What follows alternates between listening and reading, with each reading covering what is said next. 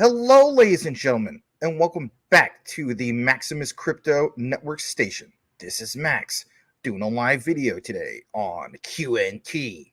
So hope everyone's doing great in this great world. We're going to start off with welcoming a few of you guys, and I do apologize for the slight delay. I had a phone call I did have to take. And with that said, let's welcome some of you guys. Yes, we're going to talk about some QNT once again because there's some big news that was dropped in regards to a few specific ones. JP Morgan goes live with first blockchain-based collateral settlement. How do we all tie some of these things in? And how do I tie some of it in without not getting in too much trouble from the one and only Quant Papa? So, Quant Papa, if you're viewing this, from my interpretation of what you shared, there's some things on the outline where it's the cutoff part. I did say, hey, hopefully this is the part where I cut it off. So I just want to put that disclaimer out there so I don't get in trouble. But yeah, we'll tie some of these things in. All right, let's start off with the first comment of the day. And before I double check that, or getting into the first comment of the day, we have 16 likes, 20 people watching. Please smash that like. Thank you for being here. And we're going to start off with the first comment. It's from the one and only Tim Shea, who says, hey, spray far away. Have everybody hit the DECK, representing the 589th District of the XRP Army and fellow constituents, Tim Shea, the Mayor of Crypto, the Crypto Commissioner. Good to see you, Mr. Tim Shea. All right, Brittany's in the house. Says, happy Wednesday. Glad to have you, Ms. Brittany. On top of that, we have Stump Rider. Hi, Max, Tim, and Brittany. Glad to have you, Mr. Stump. And we also have Mr. Boomer Alfred Sooner. He's at the 50, the 40, the 30, 20, 10 touchdown. Mr. Boomer Alfred Sooner. Good to see you, Mr. Boomer. Hopefully you're enjoying watching this program from your couch and chilling with your dog. Brian Dowie's in the house. Good to see you as well. Brian Dowie, he has brought to my attention something that we're going to highlight here in a bit. It's in regards to Will Fix. And I think we're going to have Will Fix on tomorrow is what we're shooting for. I was hoping to be able to do it today, but we had a lot of interruptions today. But the key thing is, I think we're going to have him on tomorrow. And something we're going to try doing is a simulcast from here, even on his channel, and then just pulling them like both into one, which is really cool. We're going to give that a try. But anyway, I'm going to pull up this thing here in a bit. In regards to what Brian Dowie shared, which was really cool. Also, we have the whole news from about the Caroline Ellison piece. But yeah, I'm going to share this. It's something that Mr. Brian Dowie found on TikTok. Excuse me. We'll get into we'll get into that in a little bit. Sorry, hard to talk right now.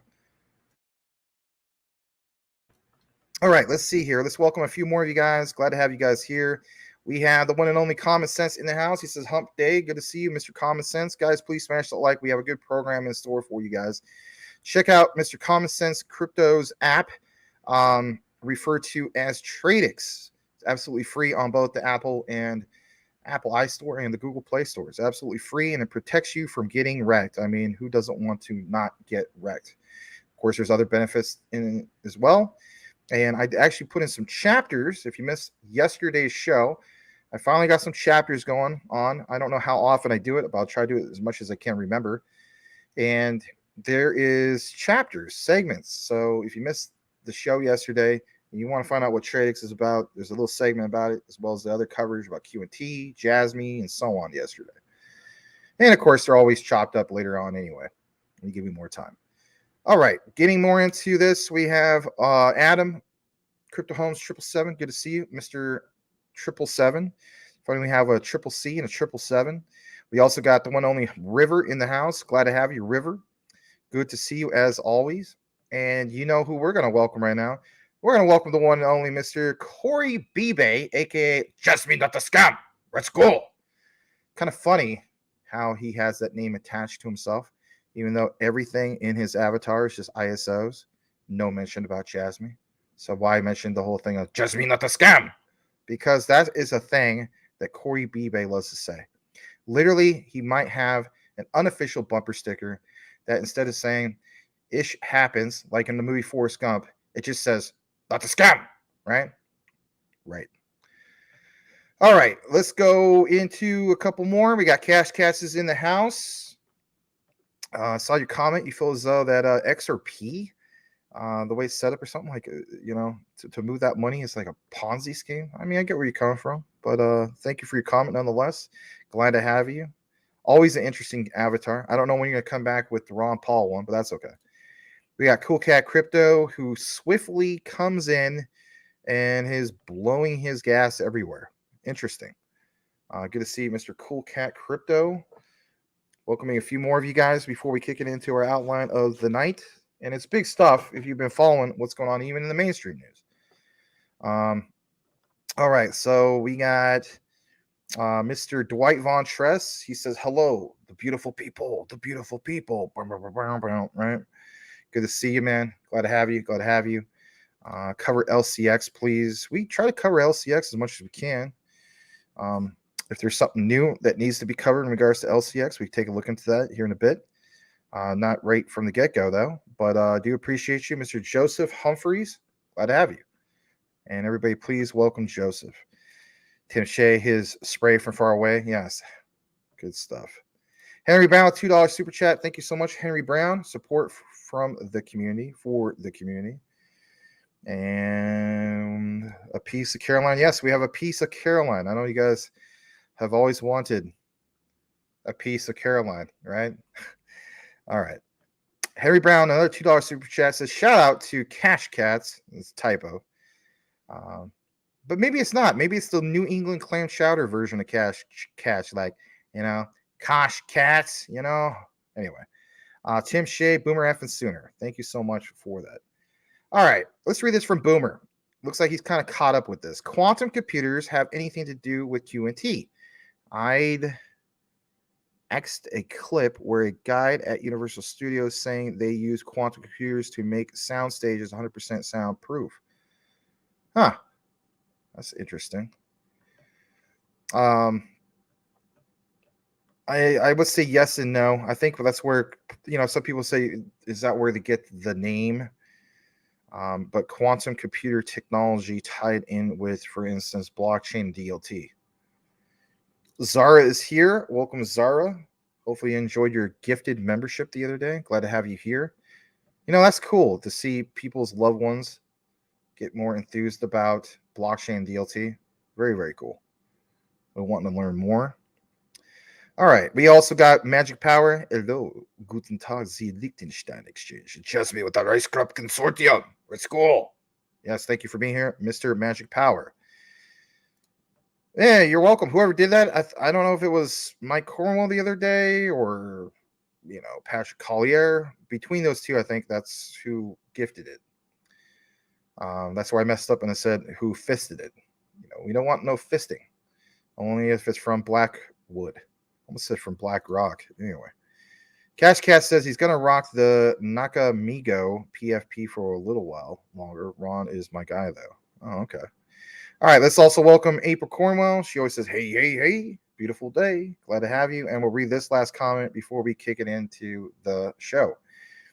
Corey Bibe, hey, Max, I believe I asked you briefly about Immutable X. I see today they announced they are working with Amazon's Amazon's AWS as an Amazon Web Services. I think a while back you did mention that. I know a guy who covers that is Mr. Waddy. Give Waddy a follow. And yeah, help him get monetized again, right? Shout out to our brother Waddy. All right. So everybody's giving each other dabs and brewskis. Let's just jump into what we have in regards to our news and even our mainstream news here in a bit. I guess I'll read one more. Welcome to Dreamer. Hey, Max, and all the other cool people. The wonderful people. Anyway, had to do that weird little sound. Luis Alvarado, welcome from Puerto Rico. And I always appreciate you in the recorded section. Thank you. And guys, let's recognize him. He took the jump, the leap to the live. How cool is that? Always puts a smile on my face when I see that. In some cases, I even get more happier about that than I do about Super Chat. So shout out to you, Mr. Luis. All right, what we're going to do now is jump into what Brian Dowie was originally sharing. Not necessarily with the Caroline thing. We'll get into that piece in a bit, but we want to give some recognition to our new fellow brother, at least not new to me, new to you guys, Mr. Will Fix. You guys have noticed some of his videos. They're on the platform. We're going to start simulcasting tomorrow. My platform or our platform, where you want to call it, his platform, back and forth. And what's going to do is it's going to drive traffic to the live show, right? Where he caught fire, let's recognize that fire. You know, it's like, why catch fire or lightning in a bottle and then just extinguish it, right? I think we should recognize that. And so we're doing that. So he's going to continually put out videos even on his own platform, right? He's got an audience. Why not do that? And then he also is with, you know, over here. But he will be, unless plans change, here on his first live broadcast tomorrow here at MaximusCrypto. I think it's going to be really, really cool. Don't expect it to be perfect, but you know what? It's going to be pretty cool. And I'm looking really forward to having our brother Will Fix on the show. But let's first recognize a key finding that Mr. Brian Dowie found from TikTok. So for one, before we get into that, I want to actually show you his channel and why it's important to recognize our fellow brother Will Fix. So for one, I'll pull this up and you're going to see, just in case you didn't before, and again, please smash that like so we can get this out to a broader base. No, it's not the pretty singles overseas.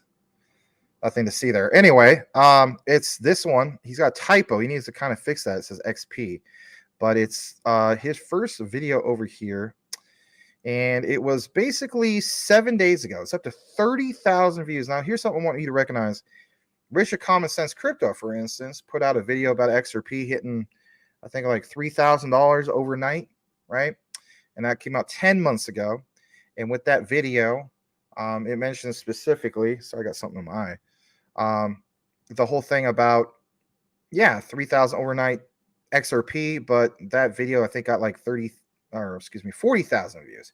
So again, Will Fix, right? Really making momentum. 30,000 views is overnight sensation when it comes to this whole thing of crypto. I mean, and you know, people say, well, it's a lot of hopium and like it's a negative thing. He embraces that negativity, right? He's a very positive, enthusiastic person. I'm not gonna play that video game, but I just want to recognize that for all the people who are new.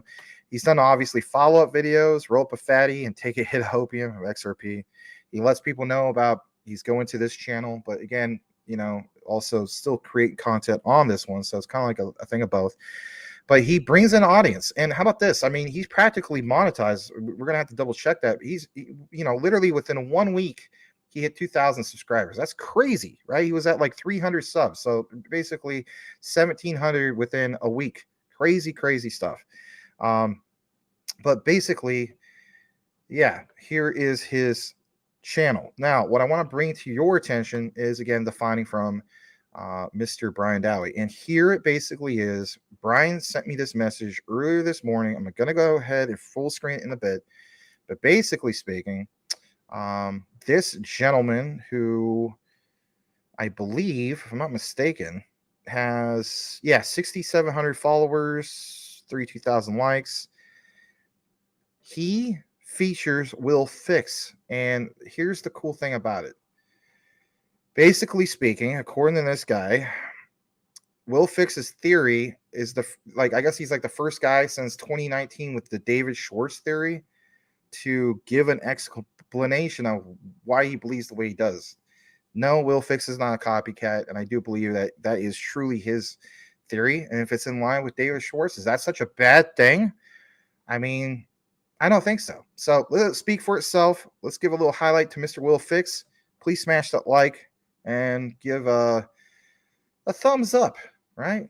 Do a little hashtag Will Fix if you love Will Fix. Like him, love him, whatever you want to call it. Here we go. Guys, another price increase theory by a guy named Will Fix. Will came out on YouTube the other day and he gave his theory about how XRP could get to those exorbitant prices, whether it's $10,000, $25,000. The price isn't really the important thing here. But if XRP price is something you guys are interested in, you should probably check out his video. I talk about it in my video. You can find it on my channel, Working Money channel, on YouTube. The link is in the bio. The interesting thing, though, is that he gives an explanation very, very similar to what David Schwartz told Mr. B XRP at Swell 2019. Basically, The rise of XRP cannot be gradual. So for example, guys, us retail traders, we're expecting XRP to go from, I don't know, $5, $10, $20, all the way to $589. Well, apparently, it's not going to happen that way. It's going to be poof in the blink of an eye. So I give an in-depth analysis on my channel, Working Money channel. Link is in the bio. So is Brandon Dowie right? Is Will Fix going to be famous, if you will? Well, I think he's already on his way, and we're glad to have him. Obviously, part of our brand, part of our community. It's not necessarily about being famous. It's just he's very enthusiastic, and it just naturally comes out. He loves to talk about crypto. I too love to talk about crypto. So if anything, we kind of complement ourselves. And he's a great friend. Last 21 years, and basically, obviously, reconnected. Instead of through gaming, this time around through crypto. So I won't talk your head off about that anymore, but you're going to see a heck of a lot more of Will Fix. So obviously get used to him, right? That's the bottom line. Let's read a few more comments before we kick it into our actual true outline of the night, which is a little bit of that mainstream news. And of course, the coverage in regards to what you do see. That's not just on community news, but mainstream. Mike Cornwell posted it, right? JP Morgan goes live with first blockchain-based collateral settlement. CoinDesk talking about a little bit more about JP Morgan. So a lot about JP Morgan. I'm trying to share as much as I can without getting in trouble with Mr. Quant Papa. I did see the part where I think it was cut off. It was like, please don't share the bottom part of this. So hopefully I didn't mess that up. And Quant Papa, if I did, it was not intentional. I swear. Okay. All right. Let's read in a few more comments, and then we're going to get into some of the coverage that we have. Maybe there's some other shows going on right now. Maybe people just don't want me to talk about Will Fix, but also we kind of took a nosedive on the viewers, but it is what it is. We're going to go into the coverage in a bit. So 25 likes, 23 people watching. All right, let's see here. Let's go further down. Michael Montclair is in the house. Do appreciate you being here, Mr. Michael Montclair. We got Mr. Z, Jeff Pruden. Good to see you. Good to see you. Thank you so much. I do tag you all the time on the videos. Wink, wink, nudge, nudge, but that's okay. And let's see here. Let's also recognize this from Magic Power. He says JP Morgan debuts tokenization network with BlackRock's trade. The tokenization of the stock market has begun. I'm glad you're following everything going on with that, Mr. Magic Power. Appreciate you. Ahmed, welcome, welcome. Just a few more of you guys, and then I'm going to read this as well. In the first public collateralized trade, according to Magic Power, between JP Morgan and BlackRock, the TCN turned shares of money market fund into digital tokens, which were then transferred to Barclays Bank as security. Cool stuff. GT, evening peeps. Good to see you, Mr. GT. Great avatar. And how about this as well? Cool Cat Crypto, boom. So what's up? What's the market cap for a 25K XRP? I love Cool Cat Crypto's rhetorical questions, basically. All right, so let's see here. Kevin C, Max the best. All right. Thank you so much for being here, Kevin C. And let's see here. I think we're almost towards the bottom. Boomer Alpha says with 1.336 quadrillion to be exact. All right, ADHD, welcome, welcome. Glad to have you, and good to see you again. And let's just jump into what we have. All right, so here's the mainstream news for a bit, and it does come from another finding of oh my God, almost messed that up. MaximusCrypto sideline reporter. Yeah, I didn't finish the whole little acronym on that one. Brian Dowie. Okay, so here it is from, I believe, Watcher Guru. And yeah, let's just pull this up. All right, a little bit more of that FTX for a brief moment. So it goes on to state from Watcher Guru, reported, I guess, 11 o'clock today, 11 a.m. Just in, at least then, prosecutors reveal Caroline Ellison's to-do list included getting regulators to crack down on Binance. I mean, it's cutthroat tactics, right? Like, these guys are all in competition with each other. But boy, did that ever backfire, right? Backfired big time. So when you click on this, it takes you to the link about the whole thing. We'll get into some of it, not all of it. Let's take you right to here, straight from Watcher Guru. But here's what's mentioned.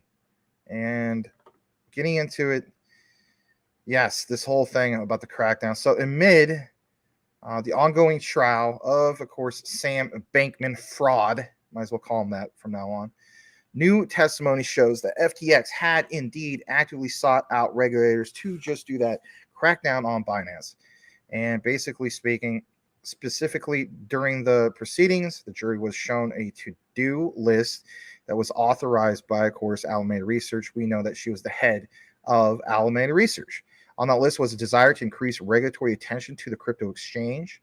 The relationship between FTX and Binance, of course, is well known. Everybody knows about it for the most part. If you don't, by this point, you are living underneath a crypto rock. Okay. Goes on to also mention this right here, that the two competitors were at one time the two largest entities of their kind in the world. This is where, of course, Sam Bankman-Fried got a lot of highlight and interviews from all sorts of different outlets, mainstream, you name it, even CNN, that stated, hey, this guy is one of the youngest billionaires. Why is that? Right. Anyway, the key thing is what was shared here. And my God, I mean, this outlet has a ton of ads, and I apologize for that.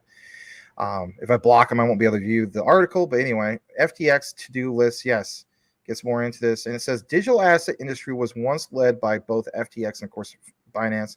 But Sam Bankman-Fried and CZ were two of the leaders of the entire sector. And, of course, now Sam Bankman-Fried is facing 110 years in prison. What's going to happen with Caroline Ellison, basically? Some people felt like, well, nothing, because she did a plea bargain or some of these other things. But in regards to this crackdown that was part of this to-do list, the jurors, I guess you could say, is looking at the material and, they see that there was this right here, a desire to increase the regulatory attention to its greater competitor. And what's more interesting, Binance was offered attributed with the earliest signs of the collapse for FTX. The exchanges basically sold off a plethora of the latter's native token, which is, of course, FTT. I know some people still buy it because it's so volatile, right? I mean, some people try to buy the bottom and earn a little bit on it, but in reality, it's just a horrible investment. But at what's really more interesting, like it says, is at the whole thing in regards to the regulatory attention on Binance when it was in the midst of the greatest financial crimes in U.S. history. And in regards to Binance, they have, of course, remained a subject of observation by regulators. They're always being looked at, especially like under a microscope at this point. So a little update in regards to that. Didn't want to get fully into it. Thought I'd bring it to you guys' attention. Definitely want to get off of Watcher Guru because, my God, the ads are just ridiculous. I did see that we ticked back up into the 30s. Please smash that like. We're currently at 28 likes. And if you're brand new, you feel like I need to earn your like, I totally understand that. I will try to bring some really deep info to you guys. On the other screen, I do see a few more people came on in. You have Glitching the Matrix. You have Half Dan the Black, a.k.a. Danilo, a.k.a. Yer. And, just wanted to recognize you guys. So what we're going to do now is we're going to jump into the coverage of the night. And this was introduced from the one and only Mr. Elon Musk, a.k.a. Mike Cornwell. And I did try to see what was going on in regards to what happened with you and Crypto Hulk. Didn't really see a lot of it and so on, but it's okay. Glad to have you here over, obviously on our platform. But here's what Mike has to share, and let's go ahead and pull up some of the branding, kind of go with it. All right. I don't think that's the right one. Let me pull up the other one. Sorry about that. Apologize. Here we go. A little bit more in the HD. All right. So Mike Cornwell basically called me up earlier, said, hey, man, you got to take a look into this. And I thought, hey, I think you're right. I do need to talk about this. How do I make the whole QNT connection for you guys without getting myself in too much trouble? Well, we'll get into that here in a bit as well. So mainstream news reported earlier today, 2:06 p.m. Pacific Standard Time, only about roughly 4.5 hours ago, JP Morgan goes live with first blockchain-based collateral settlement. He takes me and also Rich, Common Sense Crypto. Utility in motion. I guess that's a thing I say a lot. But why do I say that? Because, we could talk about partnerships all day. We could talk about what's going on with this company, that company, and we know for a fact that it doesn't necessarily pump the price. Sometimes it does, but partnerships complement things like with blockchain projects and so on. It doesn't necessarily pump the price. It's not really utility in motion. So Mike says this is utility in motion. So what is this all about? Well, we do cite CoinDesk quite often, and here's one of the key things for you tonight as a person from the audience tuning in. Again, please smash that like. This is big news, whether you hold quant or not. Now, you may be thinking, nothing here mentions quant. Hey, I get that. We're going to get into some of that here in a bit. But what I want to show you is this. CoinDesk reports first mover of America's JP Morgan, of course, went live with first blockchain-based collateral settlement. The latest price moves in crypto markets in context for October 11th. Again, it was cited earlier today, but you have to keep in mind that they carried out, as in JP Morgan, its first live blockchain-based collateral. And basically speaking, like what it says is JP Morgan's Ethereum-based Onyx blockchain and the bank's tokenized collateral network, which is TCN, was in fact used by BlackRock. And listen to this. This is going to be a great segue of everything that we've been talking about for the longest time.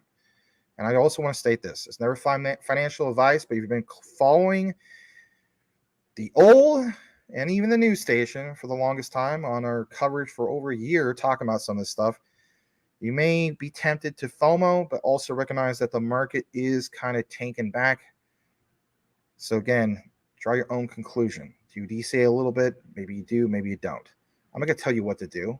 Make your own decision what's for best for you and your family and so on. But it goes into this detail about collateralization. And it talks about, again, a little bit more tokenizing shares, kind of like what Larry Fink was talking about. But the tokens in this regard were transferred to Barclays PLC for collateral in an OTC over-the-counter derivatives trade. The tokenization of traditional financial assets, of course, is a big deal for banks. And it's an area JP Morgan has been leading the charge with, now joined by the likes of Citi and others.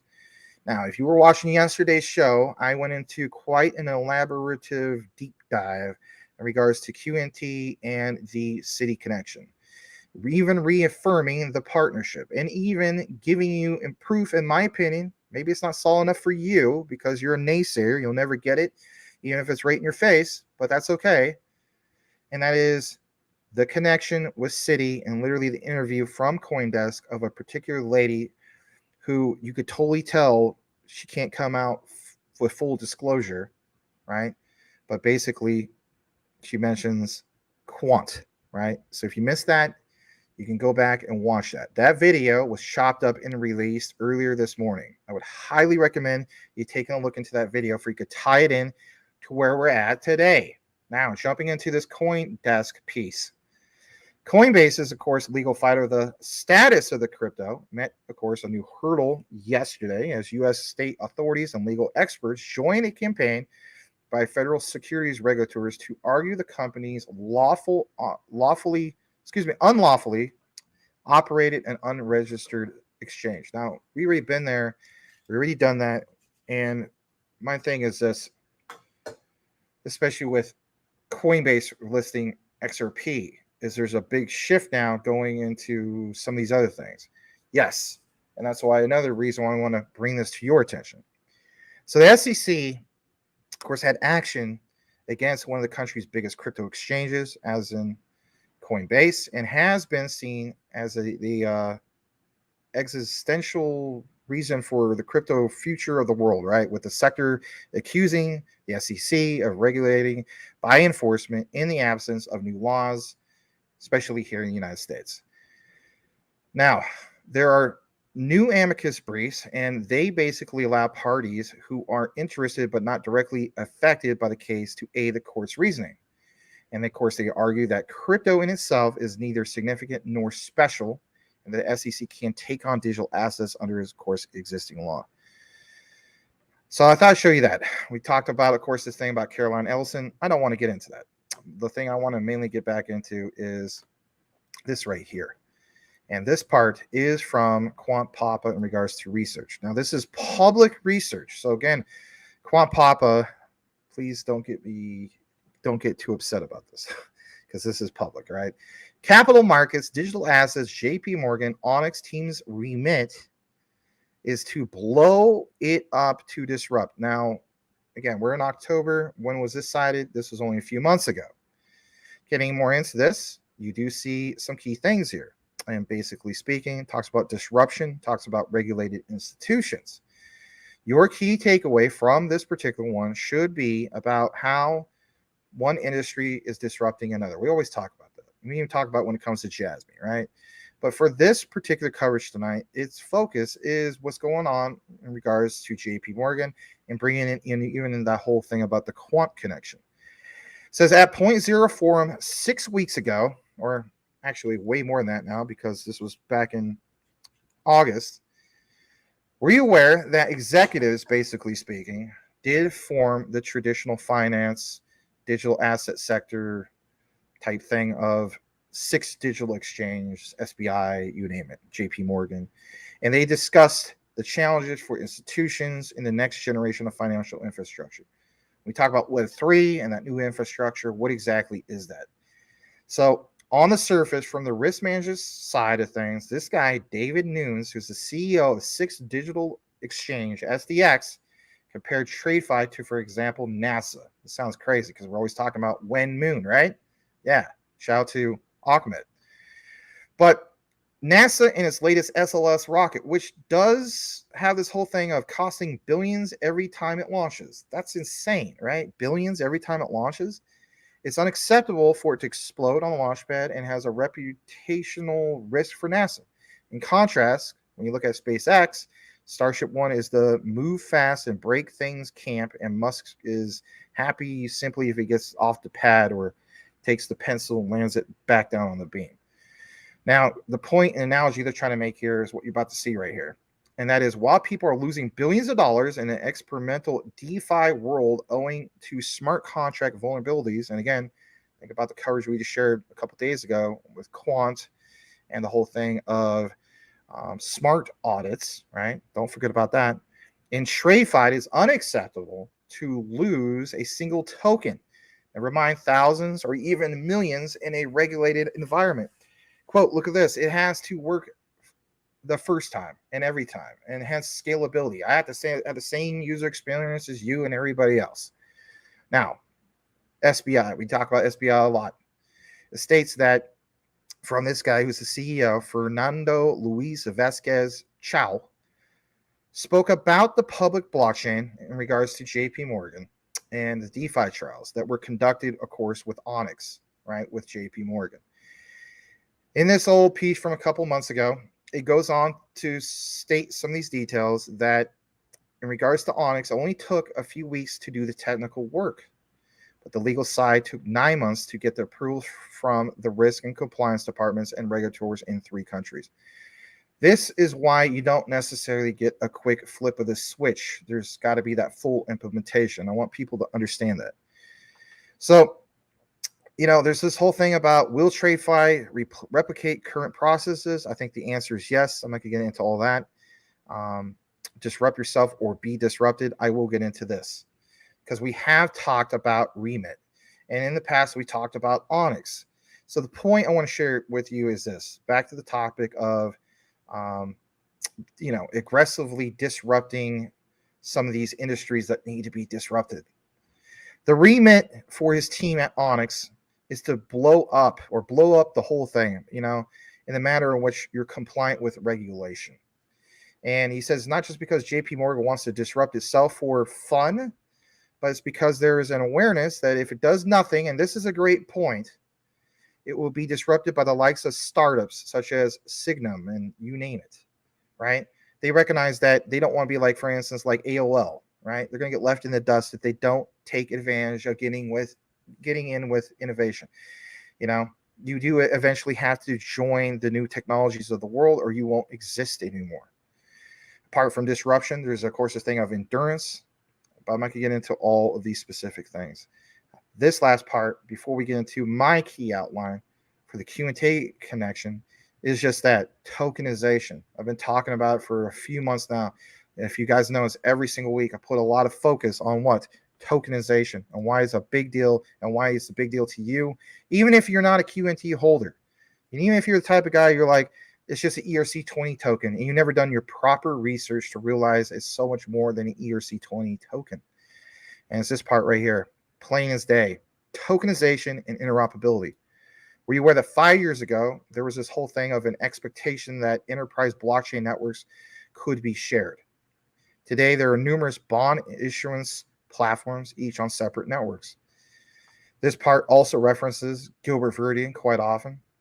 One thing's for sure, the current state of walled garden, think about how many times he stated that, Gilbert Verdian, that walled garden DLT networks is not sustainable. Look at this quote. In 10 years, if we don't have interoperability, we failed, says SDX's Nunes. We add that these digital assets initiatives won't exist in 10 years without just that, interoperability. Now, there's not just one kind of interoperability, and some people feel as though there is. You know, Max Way puts so much emphasis on interoperability. We've seen cases of even with the XRP ledger, David Schwartz saying interoperability through the likes of Flare. And we gave you that explanation and that breakdown the other day that while Flare seems very similar to Quant, it is not exactly the same. You know, it provides a solution to existing blockchains by allowing them to basically create smart contracts, right? Which is a great thing, but basically for platforms that just don't have it. Okay. But what about the whole thing of interoperability with 100 plus blockchains? Okay. What about interoperability from the point where you have even the banking sectors that might not exactly have a public token enter in what we're talking about tonight? So both IMF and the Bank of International Settlements have started to discuss orchestrating this type of interoperability. Hence, again, why we're referencing Quant. A week before this event, the BIS promoted its concept of the unified ledger. And that is basically to enable TradeFi blockchains to interoperate with, you know, and provide central bank digital currency CBDCs for settlement. And, you know, we're always talking about real-time gross settlements. So what about being able to have oh crap moments where a network goes down completely? Again, we gave the example of if that was to happen, especially with Ethereum, that with Quant's Overledger, you can quickly switch to any particular blockchain through Overledger and do just that. Settle in RTGS with finality on a particular different one, whether it's the XRP Ledger, XDC, Stellar, and some of the other ones. Is pretty amazing. Now back to this whole thing about JP Morgan, because this is hot in the news. Farouk observed that in the past, in regards to JP Morgan, things were built as a public good, pointing to the example of the internet, whereas today it's more of a race.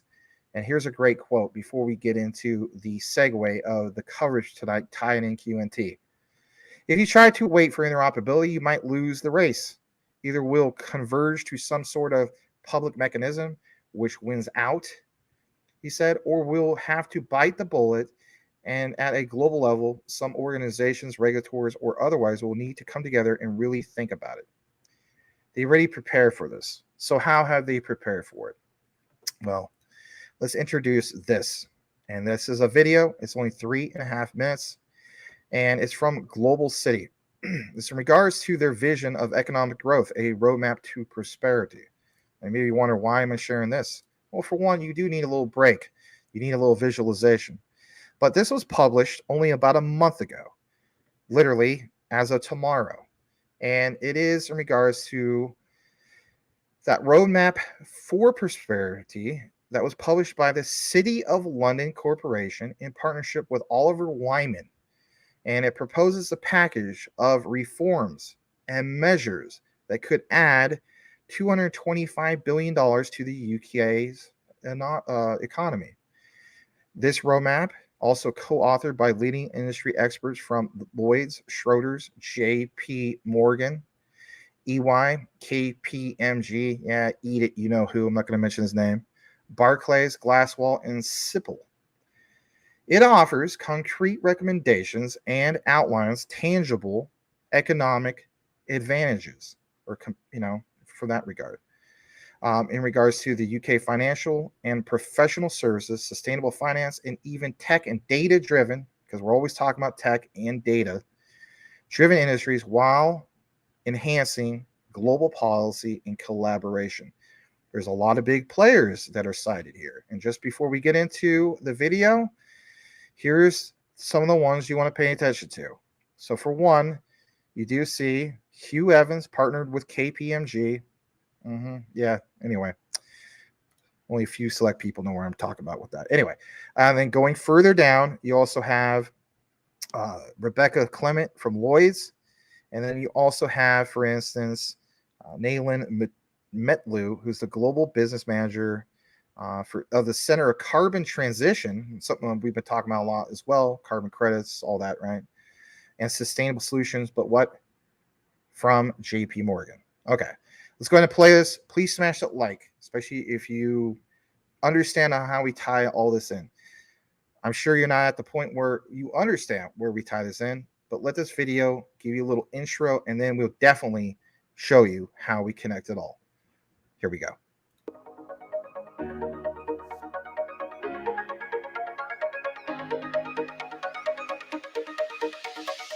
This roadmap presents a vision for the next decade of UK financial and professional services to unlock the full potential of the economy and create a more prosperous Britain. This vision represents what the City of London does best, which is to convene the industry, the financial and professional services industry, to come together as a UK jewel in the crown to provide solutions to our economic challenges. We interviewed over 300 UK-wide organisations across different sectors, sizes, geographies, to make sure that this report was widely consultative and really embedded in that full breadth of knowledge and expertise across the UK and also internationally. It would be helpful if we could work with government to understand what the priorities for the government are, and that would then enable us to coalesce funding alongside the government. The government, the regulators and the market need to work more closely together than they have historically done in order to solve shared challenges and present the best possible face to international investors. What's the potential we can unlock by bringing together data in ways that really serves customers and builds new economic opportunities? A huge theme of the report is how do we innovate effectively and responsibly, leveraging the technology, the skills, the expertise that we have to deliver, and using the data in a responsible way. As the UK considers a range of reforms to enhance the competitiveness of its capital markets, it's also crucially important to do that in lockstep with the policies that are required to seize the opportunity to anchor the country as a leader in sustainable finance. In the UK, the investment gap is around £110 billion. It's a significant amount of money, but with that brings new jobs, new technology, innovation, and investment. That expertise, not just in our industry, but in our regulators and in our government, enables us to operate as leaders, international links on financial services. If we do nothing, we'll do okay. We might even do well, probably even quite well, but that's probably the limit. If we do something and we take charge, we take responsibility, and we make sure that all of the players are working as effectively as they possibly can, then we will do something extraordinary. It's important that industries, government, and regulators work together now to build a strong economy for the future.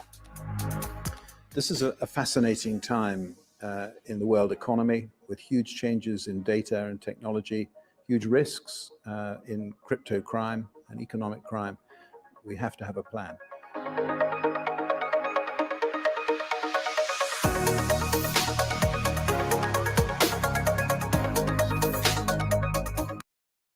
Ready to start eating healthier?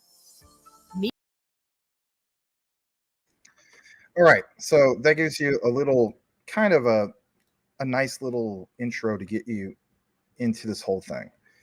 We're going to pull up obviously a lot more we're going to get into here in just a bit. Just kind of pull up the branding back again because it looks kind of cool.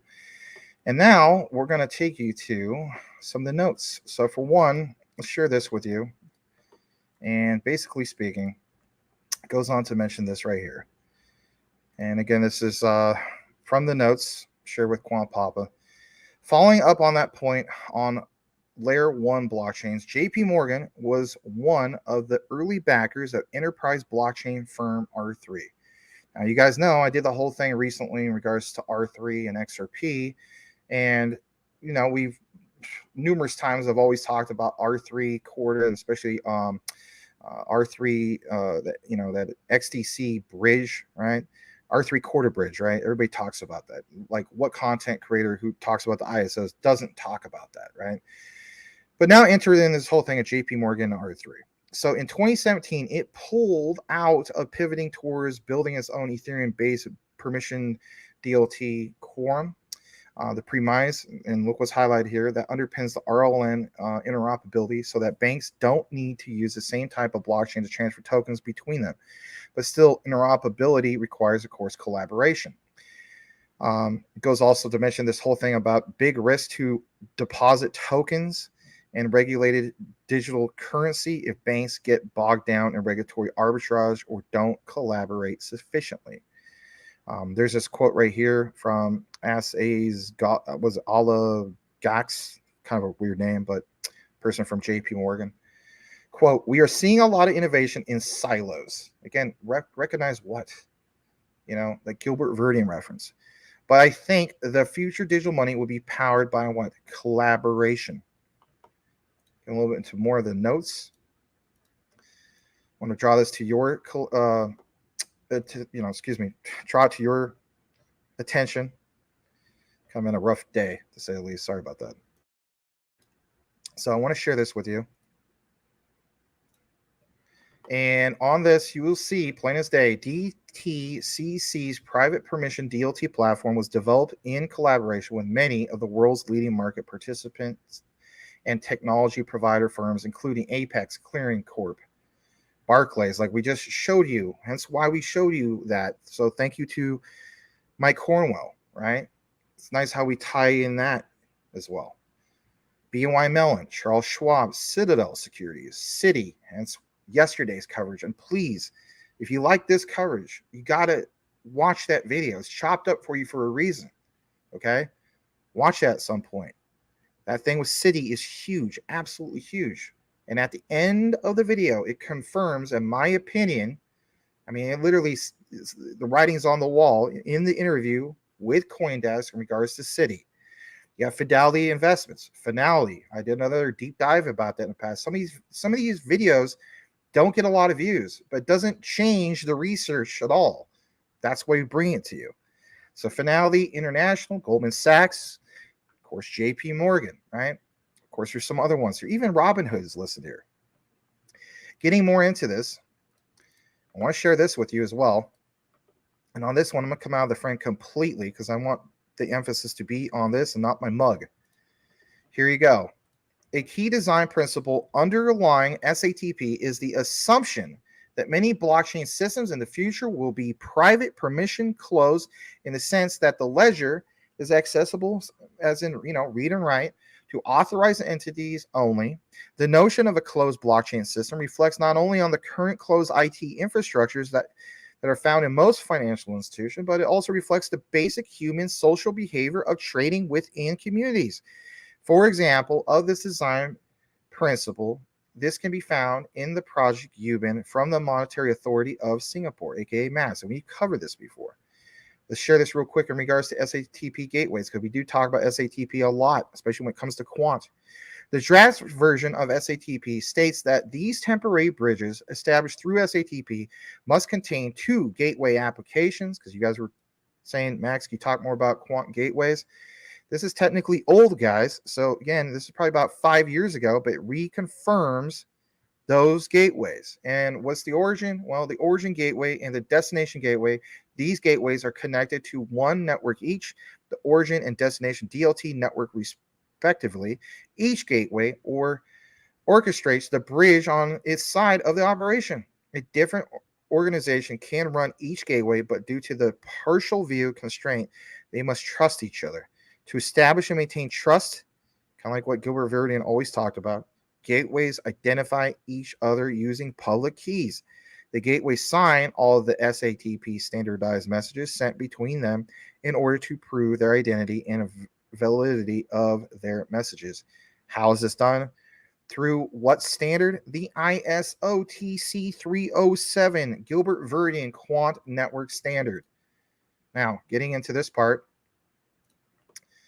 look what's cited here. Choosing the right partner to move DeFi forward. Talks about finality. We obviously talked a lot about finality, but I want to reiterate this. I know I'm out of the screen, but I want to show this because it's just a screenshot. It's kind of blurry. So why finality? Fully regulated financial market infrastructure within all active jurisdictions, fully backed with central bank money, providing those same risk benefits as using RTGS. How about this last part? Initial launch expected in UK GBP, as in British pounds, in 2023. Yes, 2023. We're still in 2023. Subject to regulatory approval, followed by support in the US and EU, respectively. Hence why we feel as though that the United States will show up to the big show, but they're the ones that'll show up last to the big show. What are some of the benefits of this?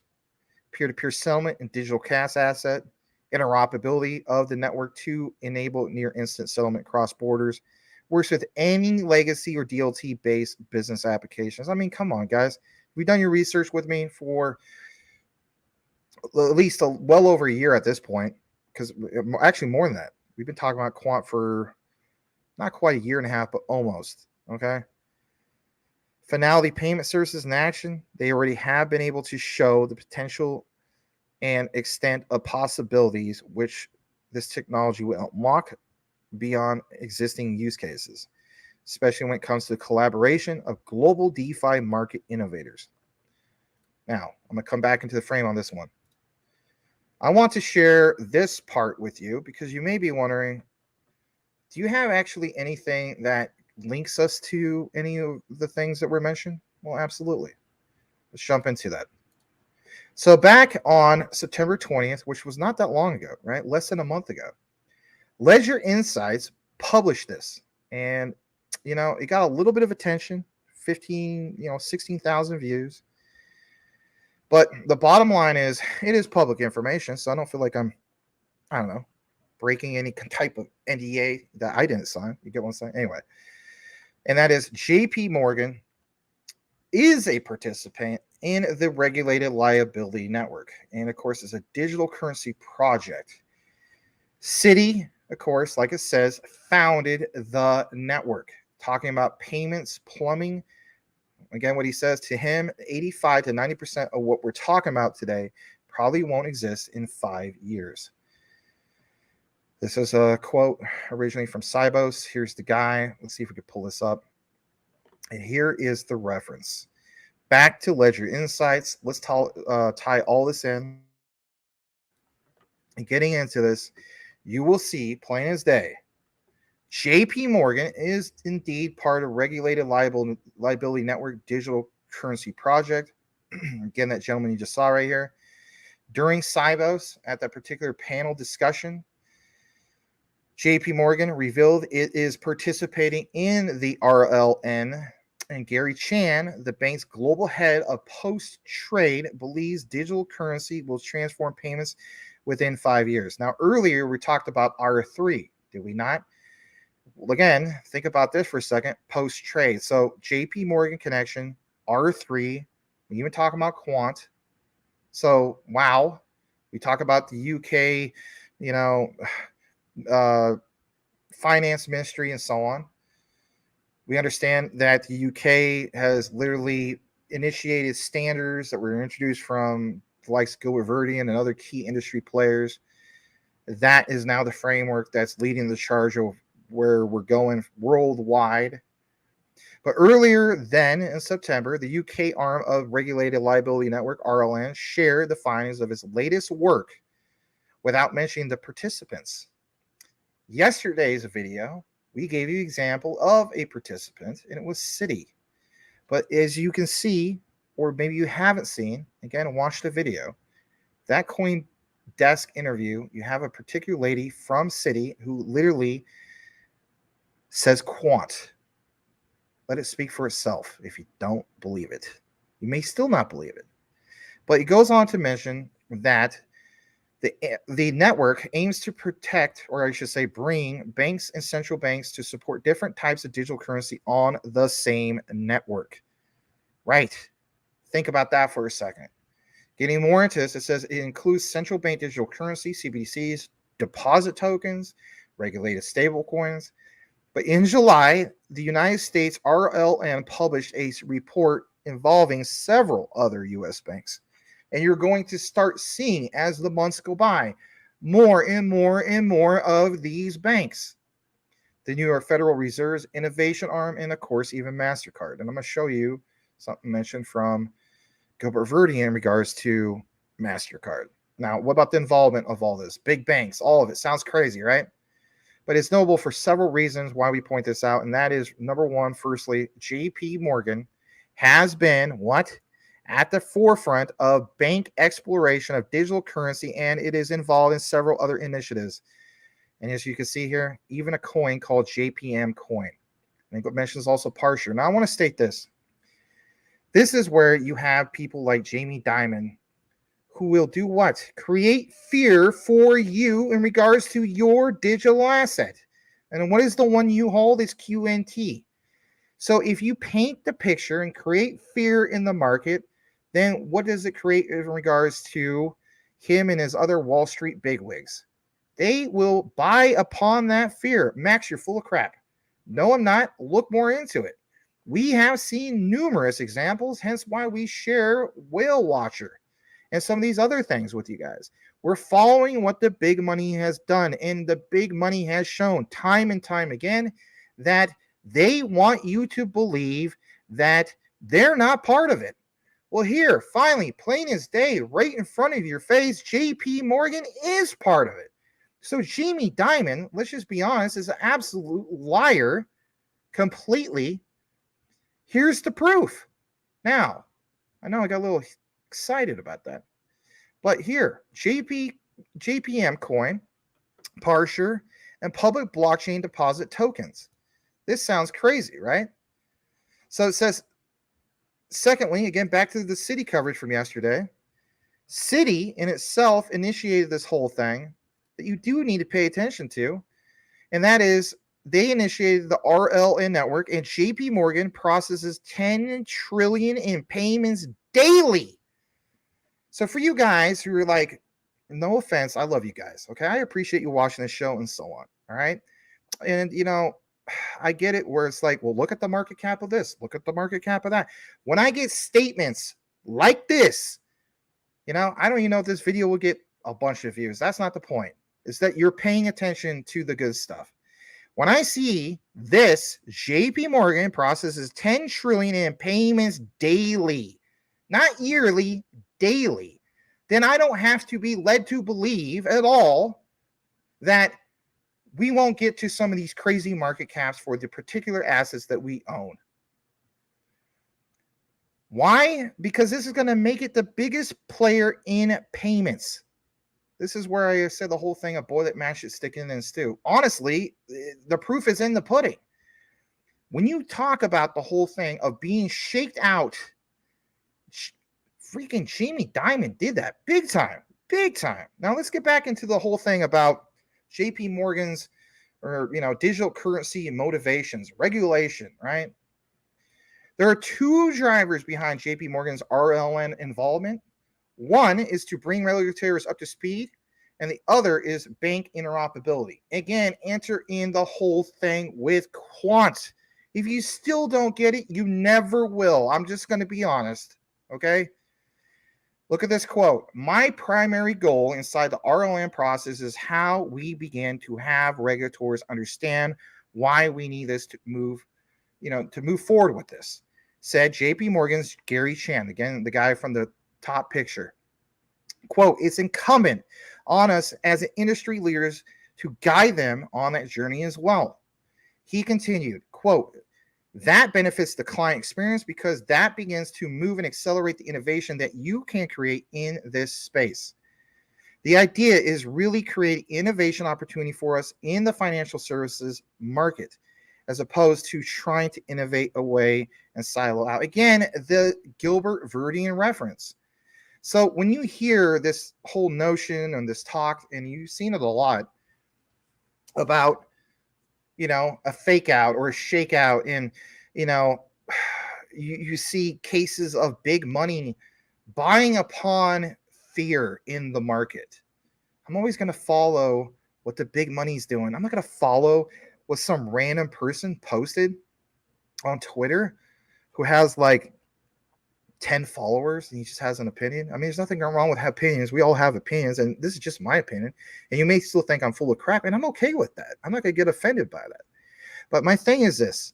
When you dig deeper into the likes of QNT, for instance, I think it's a big deal. And again, we're going to tie in more about this. We're not even done yet. But you want to know something? This might be one of the best broadcasts I've ever done to give you guys some of that juicy info of why you hold QNT. As the saying goes, it's not even covered enough, right? I don't even know if there's a lot of people that cover QNT on a live show on a regular basis. But you want to know something like crypto? Supply and demand. I want to meet that supply and I want to meet that demand. And there's a reason why quant is tied with XRP as my number one. Maybe some people feel as though, well, after tonight, it's clearly not your number one, or, XRP is not your number one. Hey, I like being diversified. I like to, when I go to my cash register and doing the ka-ching, I like to have multiple cash registers doing the ka-ching, not just one cash register doing the one ka-ching. You get what I'm saying? You follow me? For international payments, the challenge is not just one set of regulators, or in this case, one set of what we're invested in, but country by country. Lloyd Banks' Peter Leff noted the involvement of the New York Federal Reserve's innovation arm, the United States RLN work. UK regulators have not participated in the British work so far, and brings us to this. And that basically is digital currency needs collaboration and needs that interoperability. So we're told one narrative that no, they're never going to work with the likes of like Quant Network and so on. Then you find another narrative under this, behind the curtain, if you will, that, yeah, it's been going on and it's been going on for a while. And I also want to state this real quick for the record. This whole notion that we're also always going to be led to believe that the United States is just never going to get with it. I think we're going to get surprised, and I think we're going to get surprised more than we've ever seen before. I think there's cooler heads that will prevail, but that's another story for another day. All right. JP Morgan's Chan also emphasized the necessity for collaboration. And here's the quote: if we bicker and argue about certain plumbing pieces, again, shout out to Crypto Smith, Sean was talking about the plumbing, if you will, we'll never get there. And to him, 85 to 90% of what we're talking about today probably won't exist in 5 years, and it's going to look much different. I think we mentioned that earlier. This quote also, once you accept that you can argue less about the philosophical facts of which layer one, or in this case, blockchain, and what they're using, and argue more about, around how you should argue more about how it comes together, right? That's the bottom line. Now, I want to share this real quick because we did talk about R3, and then we'll get to the next part about this. He states that following up the point on layer one blockchain, JP Morgan was one, listen to this part, because remember that Jamie Dimon narrative, what a liar this guy was. JP Morgan was one of the early backers of enterprise blockchain firm, of course, R3. And I guess it's me reiterating this, right? So I apologize for that. But the point is, just in case you missed that, it does underpin that the RLN is interoperable so that banks do not need to use the same type of blockchain to transfer tokens between them. But still, interoperability requires collaboration. Collaboration with who?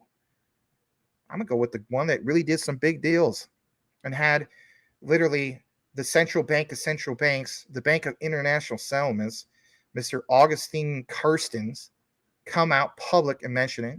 And then you have the other big wig from the Bank of England come out and literally say it and literally mention Gilbert Verdian verbatim. All right. Enough about this particular article. Let's jump into, again, some of the more juicier stuff. If quant's your thing, I'm telling you flat out, I think this might take the cake. So you have this, and it mentions about Cybos. So again, back to the guy you literally saw on the previous coverage that we had about a minute or two ago in the picture from Cybos. Remember him? Because it states basically his name is Gary Chan, and earlier, well, back in August, I guess you could say, the UK arm of regulated liability network RLN shared the findings of the latest work without mentioning the participants. The network aimed, of course, to bring together banks and central banks to support different types of digital currency on the same network. And of course, like it also says, it includes CBDCs, deposit tokens, and regulated stable coins. In July, a few months ago, last summer, the United States RLN published a report involving several other U.S. banks, including the New York Federal Reserve's innovation arm and, of course, MasterCard. Now, I want to show you guys this one more time. Here is from Gilbert Verdian, literally from Gilbert Verdian, I guess, in regards to like Discord or something like that. And basically speaking, he saw this whole thing about people saying that, you know, Gilbert Verdian is the CEO, and he was once with a Visa executive, but like he says, that's not true, you know. And actually, he's never been part of, he's never been a Visa executive, but what he has been is, like you see on the screen, he was a chief information security officer at VocalLink, right? And I did a whole thing about VocalLink, a deep dive on the old channel a long time ago. But like you said, MasterCard acquired VocalLink back in May 2017, and Gilbert Verdian, if you're wondering about this, where's that connection? Max, do it, man. Do it. Connect the dots. Do it. Yes. He was responsible for the security of all the payments in the United Kingdom for the Bank of England, hence why the Bank of England chose the Quant network. I mean, come on. Is it really that hard to understand? About $3 trillion worth. Number two, the London address, 2022 Wenlock Road, London, belongs to a company that allows you to register your London office, if somebody wants to nerd out. But the key thing is his MasterCard connection. Getting more into this, let me share this with you as well. Let's jump back to Parshore. Now, we shared a little taste of this before. You guys like how I do that? Give you little crumbs and you want more, like Billy Mays. But wait, there's more. So introducing Parshore Intelligence, the trusted global network for value exchange. Remember how Gilbert Verdian is always talking about the internet of value or the internet of trust? You're going to see innovation, integrity, all this stuff, right? Getting more into it, faster, more secure, cross-border value transfers, open industry platform developed to transform and accelerate interbank value movements in a digital era. Last I checked, and I don't have the quote, but there's literally almost that exact same quote on the Quant Network site. Now, what about this whole thing of Parshore? Well, their platform addresses speed, access, and transparency pain points.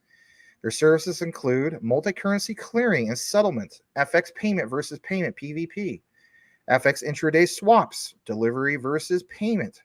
Remember when I talked about FX intraday swaps? Remember I talked about institutional swaps? I don't know if you guys saw that video. It did get a lot of views. It's there for your reference if you want to look more into it. But what about the Parshore platform? Well, for one, their core technology includes DLT smart contracts and distributed applications. How are they able to get this all done? Well, they harness the key features of these technologies: programmability, immutability, and traceability. Again, everything literally mentioned word for word from the Quant Network site. Don't believe me? Look into it. They make digital clearing and settlement more efficient, reliable, and secure. Who do they work with? Well, we already gave you a little bit of a taste, but let's reiterate that. The commercial banks, the central banks, and even their infrastructure, value-added service partners, technology partners, they revolutionize global value exchange. But this key part gets my attention and should get your attention, especially if you're a QNT holder. They are global. They are independent. They are serving the world's leading financial institutions. I'm always following the big money through their blockchain-enabled platform. They have guided values, intelligence, and innovation, you name it. Here's some of their leaders. And we have seen this gentleman on the far left. We did share a few days ago, I believe, his particular interview.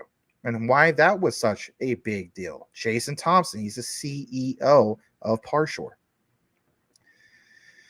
I love this quote right here, right? This is from Piyusha Gupta, who is part of the DBS Bank, right? He's a chief executive officer, CEO. He says, by harnessing the benefits of blockchain and smart contracts tech, Parshore addresses current points of friction. Remember how many times that Crypto Lulu, Louis Jackson, would say that this has to be, frictionless. The open platform enables banks around the world to provide real-time cross-border, multi-currency payments, trade finance, foreign exchange. Again, think about trade finance. This is where R3 comes in the mix big time.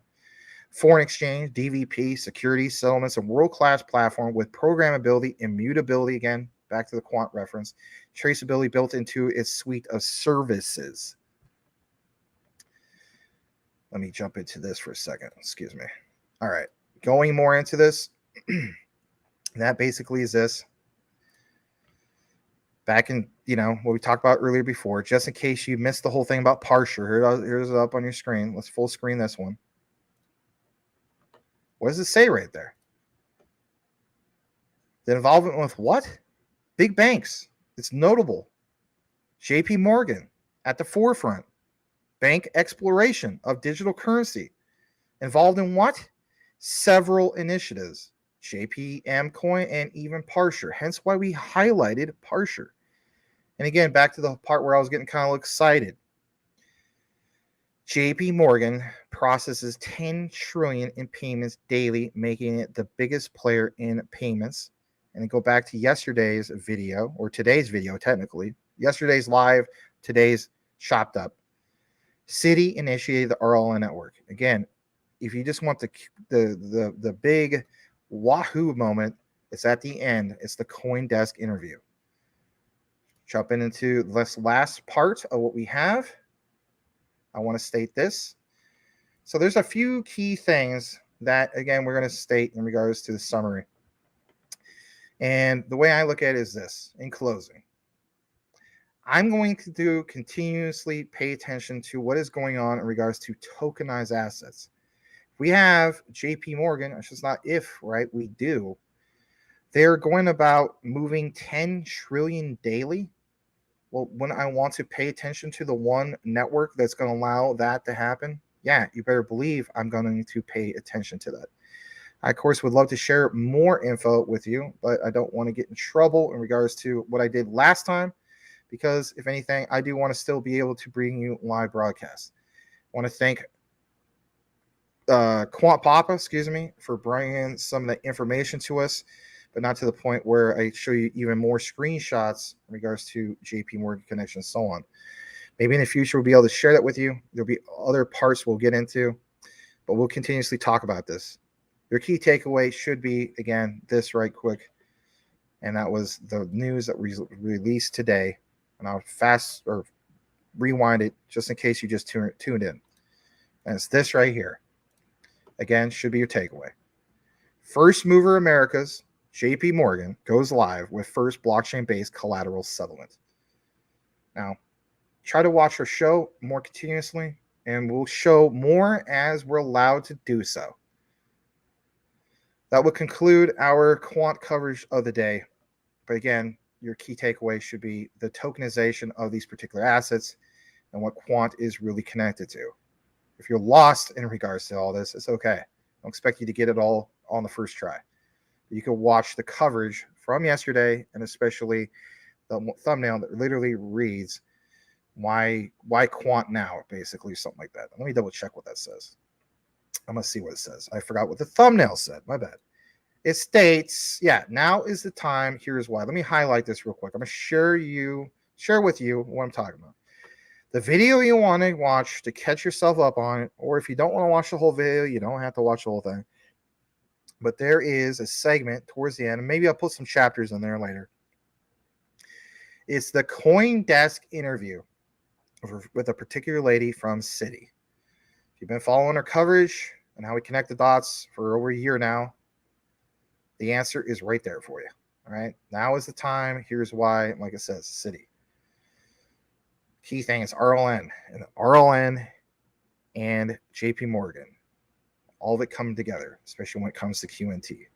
If you still are a doubter and said there's no proof about QNT and Citi, go to the Quant Network site. It's all there for you. If you're willing to take the deep dive, you don't want to take the deep dive, you just want to do it with me, hey, that's fine too. Okay, cool. All right, we're going to now jump back into the comments because we really need to. I know there's a lot to present, but I was glad to be able to do it, and I'm really, really glad to always cover, obviously, QNT. All right, we have, for instance, going to get back into the comments. And let's see here. I think we have a super chat that came in, but I just want to double check where we're at. Let me double check the other screen. Excuse me for a second. Let me give you a little heart there, Mr. Elon Musk. And can anybody tell me if it's okay? I mean, I did try to watch part of that Hulk stream where Elon Musk got in trouble. But I am kind of curious if there's any specific thing that I really did miss, because I did really try to go into it for like 10 or 15 minutes, and I was like, I can't find this tag with it. Anyway. All right. Yeah, let's read a couple super chats. Thank you so much to the one and only Mr. Elon Musk, Mike Cornwell. And yes, I did welcome Glitch in the Matrix earlier. Good to see you again. Mr. Grizzly Bear Greg, Richie, Rich, welcome back. Appreciate you as well. Got the star fish going on. Yes, that's right. Anyway, Muff teabagged the Hulk and made him mad. Oh my gosh. Wow. All right. Yeah, was that today's show? That's interesting. All right. Okay, let's see here. Yeah, you guys can check out some of this stuff. I don't know if we get into it specifically tonight. Does anyone own Tron? I don't own Tron, but I do own a couple that's from their ecosystem, which is BTT and Wink. And basically at the height of the next bull market, I'm looking to, better believe I'm not taking profits. I'm taking all the profits for it, and I'm not keeping any more coins. And I'm going to wash my hands with that finally.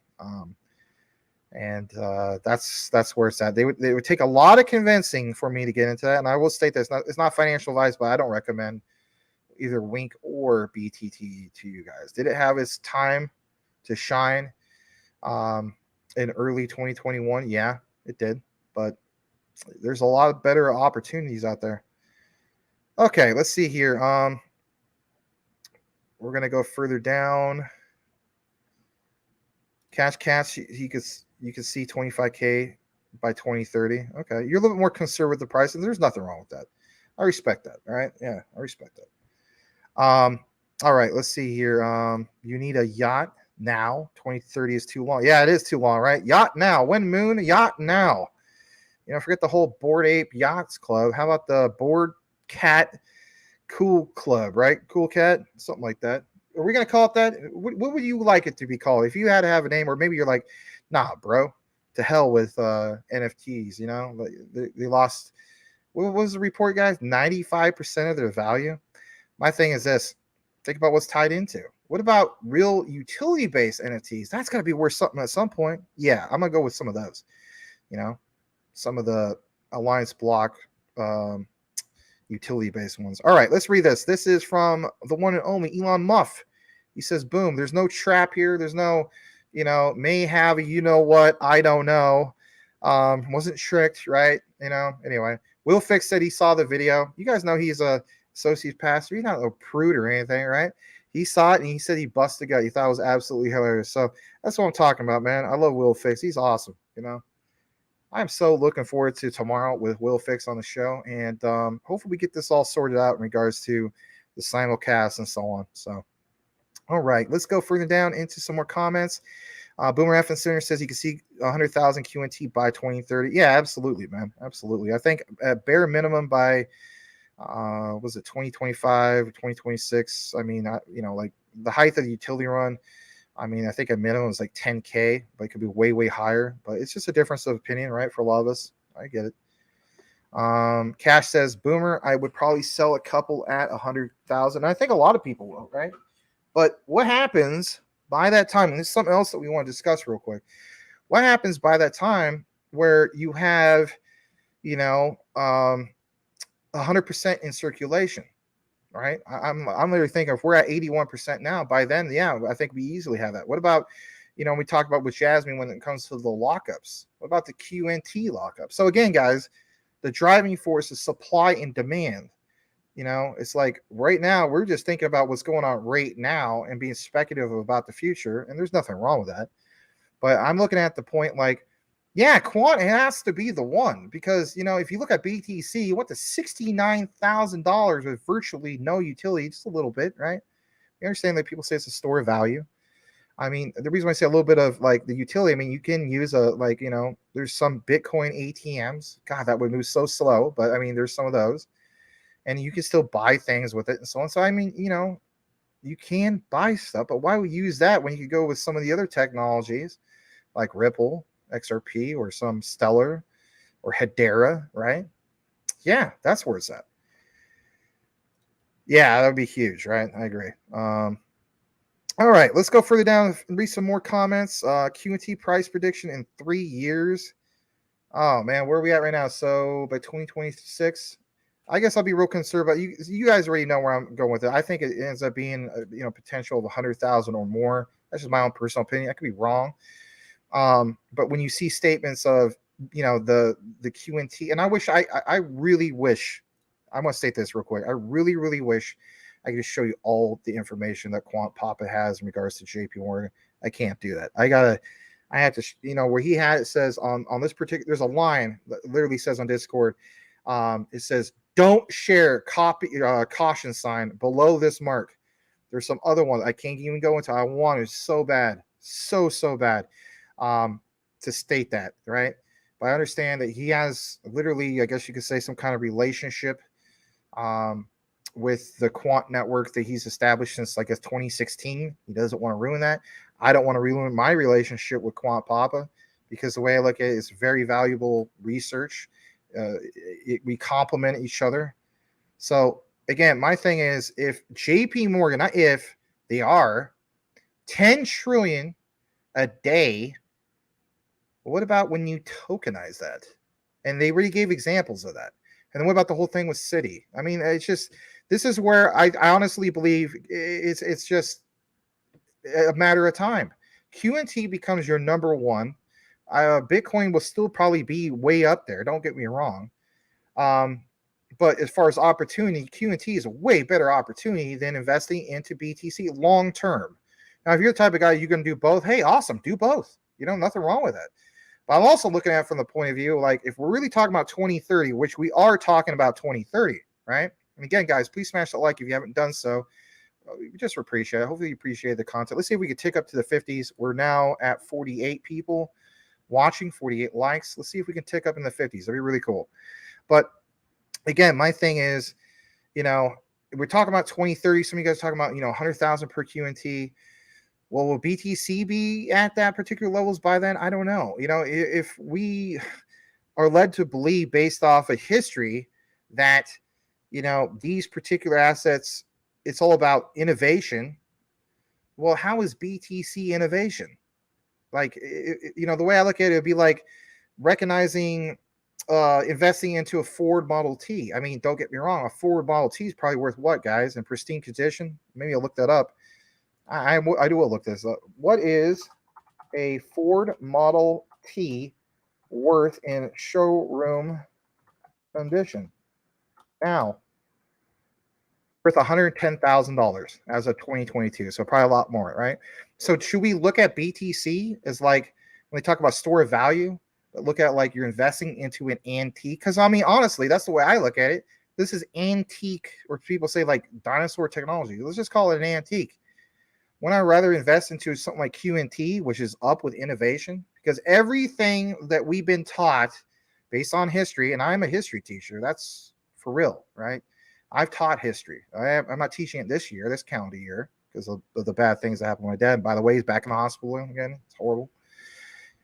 But the key thing is innovation. I'm going to bet on the innovators. I'm not going to bet on the ones that, maybe by 2030, it's not a good idea to be in BTC. Is it maybe a good idea now? Yeah, I think so. I think we do still see the dominance, but there will come a point in time where you will see that utility run. I could talk to I'm blue in the face about, hey guys, I got to experience a bull market, and that is true, back in 2021, the last particular bull market, the end of that. Some guys like Legrand have probably experienced at least 2. Some of you guys, maybe Henry Brown, maybe it's 2 or 3. You know, some of you guys even farther back, right? If you go back to 2016 and so on. It ain't a pissing contest, right? But the one thing we will all share together is something that's never happened in the history of crypto ever, and that is a utility run. Who always talks about utility run? We talk about utility run. Rich, Common Sense Crypto talks about utility runs. If you understand what that is, then you understand that there will come a point where then you don't necessarily have BTC and ETH dominance anymore of 81% of the overall market. Maybe they still will be dominant, but not at the point of 81% because they can't be. You know, if Ripple's XRP is going to do crazy things of 1,000 per coin or 10,000, some of this crazy talk, right? I know it sounds nuts, guys. Stellar, your H bars, your quants, then that in itself will be like, my God. And when we talk about crazy market caps for the overall crypto market cap, again, come back to where we're just at right now with the coverage tonight in regards to quant, QNT. Because 10 trillion a day is just one example of what? One particular bank or 2. Citi, JP Morgan. Okay, what about when Bitcoin spot ETFs start happening? Do you see where we're going with that? So all these indicators do prove, in my opinion, to further solidify the thesis or notion that, yeah, you want to know something? We might joke around like, you know what the market cap would have to be? It'd have to be in the quadrillions. Now add it up. Really add it up. If we have, I'm not saying the full 10 trillion gets tokenized, but even if we had 10% of that 10 trillion daily tokenized, and that's utility in motion, and that's continuously moving, then that's big. How do we know that's big? Ethereum, with all the stupid gas fees that we hate, but again, back to the whole thing of Mark Cuban, right? And that basically is, you know, every single time a meme token was basically initiated or created, that, you know, ERC20 tokens and so on. Okay, Ethereum gas fees. You want that dumb puppy dog Inu crap? Gas fees. You want to buy the NFT that's part of that garbage project? Gas fees. Annoying gas fees, but it's utility in motion. What about the big banks? That daily utility in motion. That constant tokenization of digital assets in motion every single day. Why aren't we stacking more QNT? Why aren't we stacking more XRP? Why aren't we stacking more of the ones tied into ISO 222 or ISO TC 307, the Gilbert-Verdian Quant Network Standard? I think it's amazing, and I'm going to keep talking about it. And I'll talk about other ones like JASMY as well, because the way I look at it is it's that risk to reward ratio. I'm more willing to take a bet on something like JASMY or XRPs and some of these other ones than I am to be like wrong. I'd rather be wrong on it than take the chance of being, or maybe that come out right. I'd rather be taking a chance on some of these than not taking a chance on some of these. It's like some people say it's like lottery tickets. Then so what? Here's the cool thing about it, the difference, right? Lottery ticket, you have a lot, you know, like especially on a quick pick, maybe not so much on, you have, you know, some people have their own numbers and eventually their numbers called. That's different. I look at some of these ones when it comes to crypto as so much better than a lottery ticket, because at least with this, it's literally like, okay, your number can be drawn and called again compared to an old drawing where that's not the case. I'm talking about with quick picks, right? So we're just waiting for our numbers to be basically called. But if you hold on to your ticket instead of throwing away like, oh, this is garbage, it's never going to be called, then it's never going to be called because you don't have it. You sold it. You gave into FUD. But the way I look at it is I am not going to throw away my tickets, right? These are my moon tickets, if you will, or, you know, Will Fix would say my hopium. Hey, call it whatever you want. I refuse to sell for a loss. I refuse to swap for a loss. But there is times on certain projects I'll take profits. But anyway, I could talk to you guys too. I'm blue in the face about it. And we will read a few more comments. We do have a little bit more coverage in regards to what we have tonight with you guys. It's a little bit of the community-driven news, sideline reporter news. But I'm going to read a few more comments, obviously. All right. So Cash Cat says to Robert, he thinks that the top QNT could hit 3K a coin with all the stars aligned, most likely 1 to 2K, though. So you don't have it at minimum 10K. Interesting. That is really, really low on that end. But that's okay. I always respect you, Cash Cats. We have difference of opinions, and that's okay. We're all, there might be things in which you and I are on par with, and when we're not. Hey guys, welcome to crypto. There's always difference of opinions, but that's just what it is. All right, let's see here. Cool Cat, what do you do? You ate something? What is that? That's interesting. Elon Musk says QNT has way more 14.6 million supply quant can pass BTC easily. Yeah, I think I understand the point you're trying to make. Oh, okay, that's what that is. That's crazy. Not a scam. All right, let's read a few more. This is from Boomer After. That's what I was typing. QNT will surpass Bitcoin. Yeah, I mean, I'm glad some of you guys see it, because I mean, it's just, I mean, I think Will Fix is right. He was looking at BTC from the perspective of, like, if you think about it, I mean, it kind of has that meme feel to it, And then you look at Shiba Inu, and of course I hold a lot of Shiba Inu. I'm not flooding my shit by any means, But Shiba Inu, there's like, who's behind Shiba Inu? Oh, his name is Satoshi Kusama. Okay, who's that?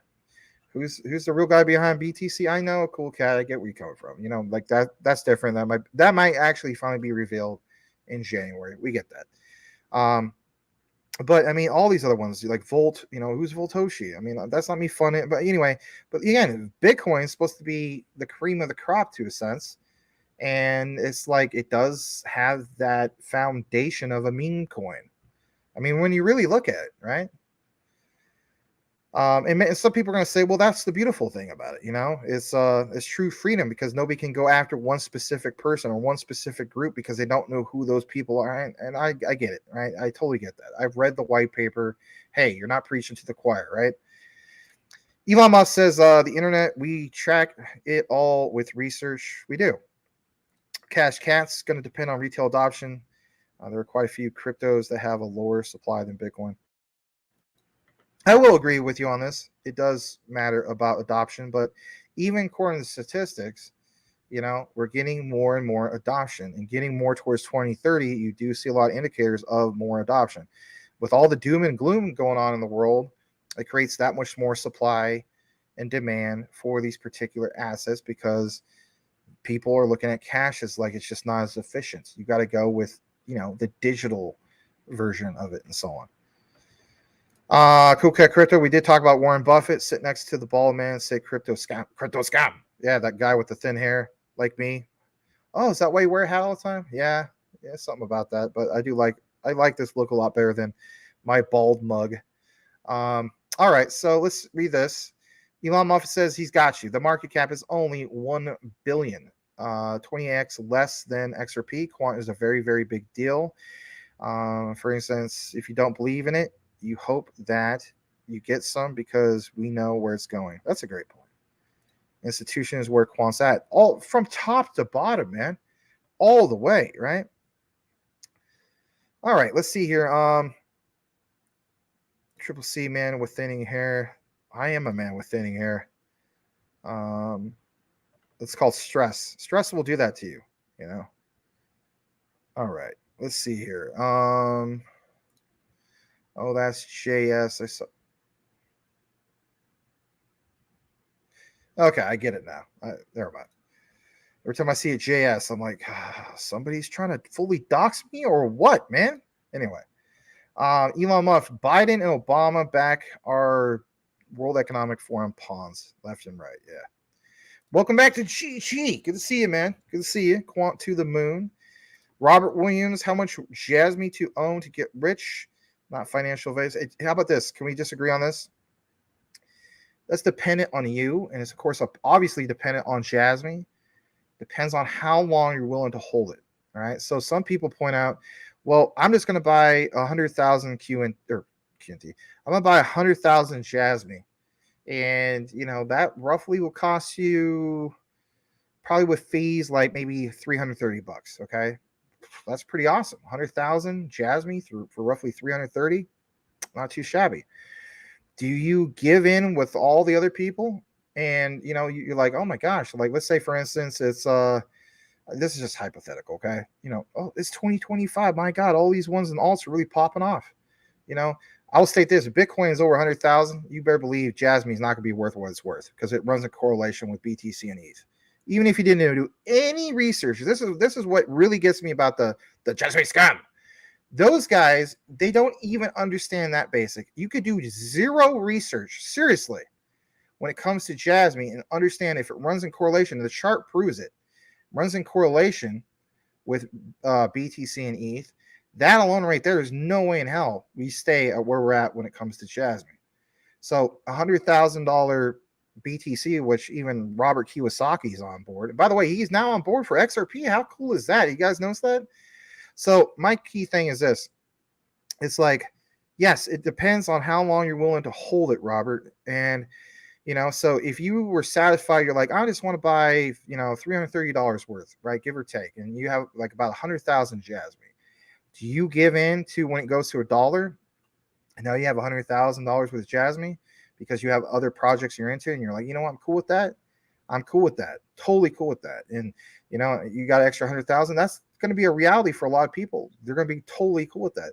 But if you're not cool with that and you're like, you know what, if it was able to do 100,000 or my 100,000 of JASMY is literally worth just that, 100,000.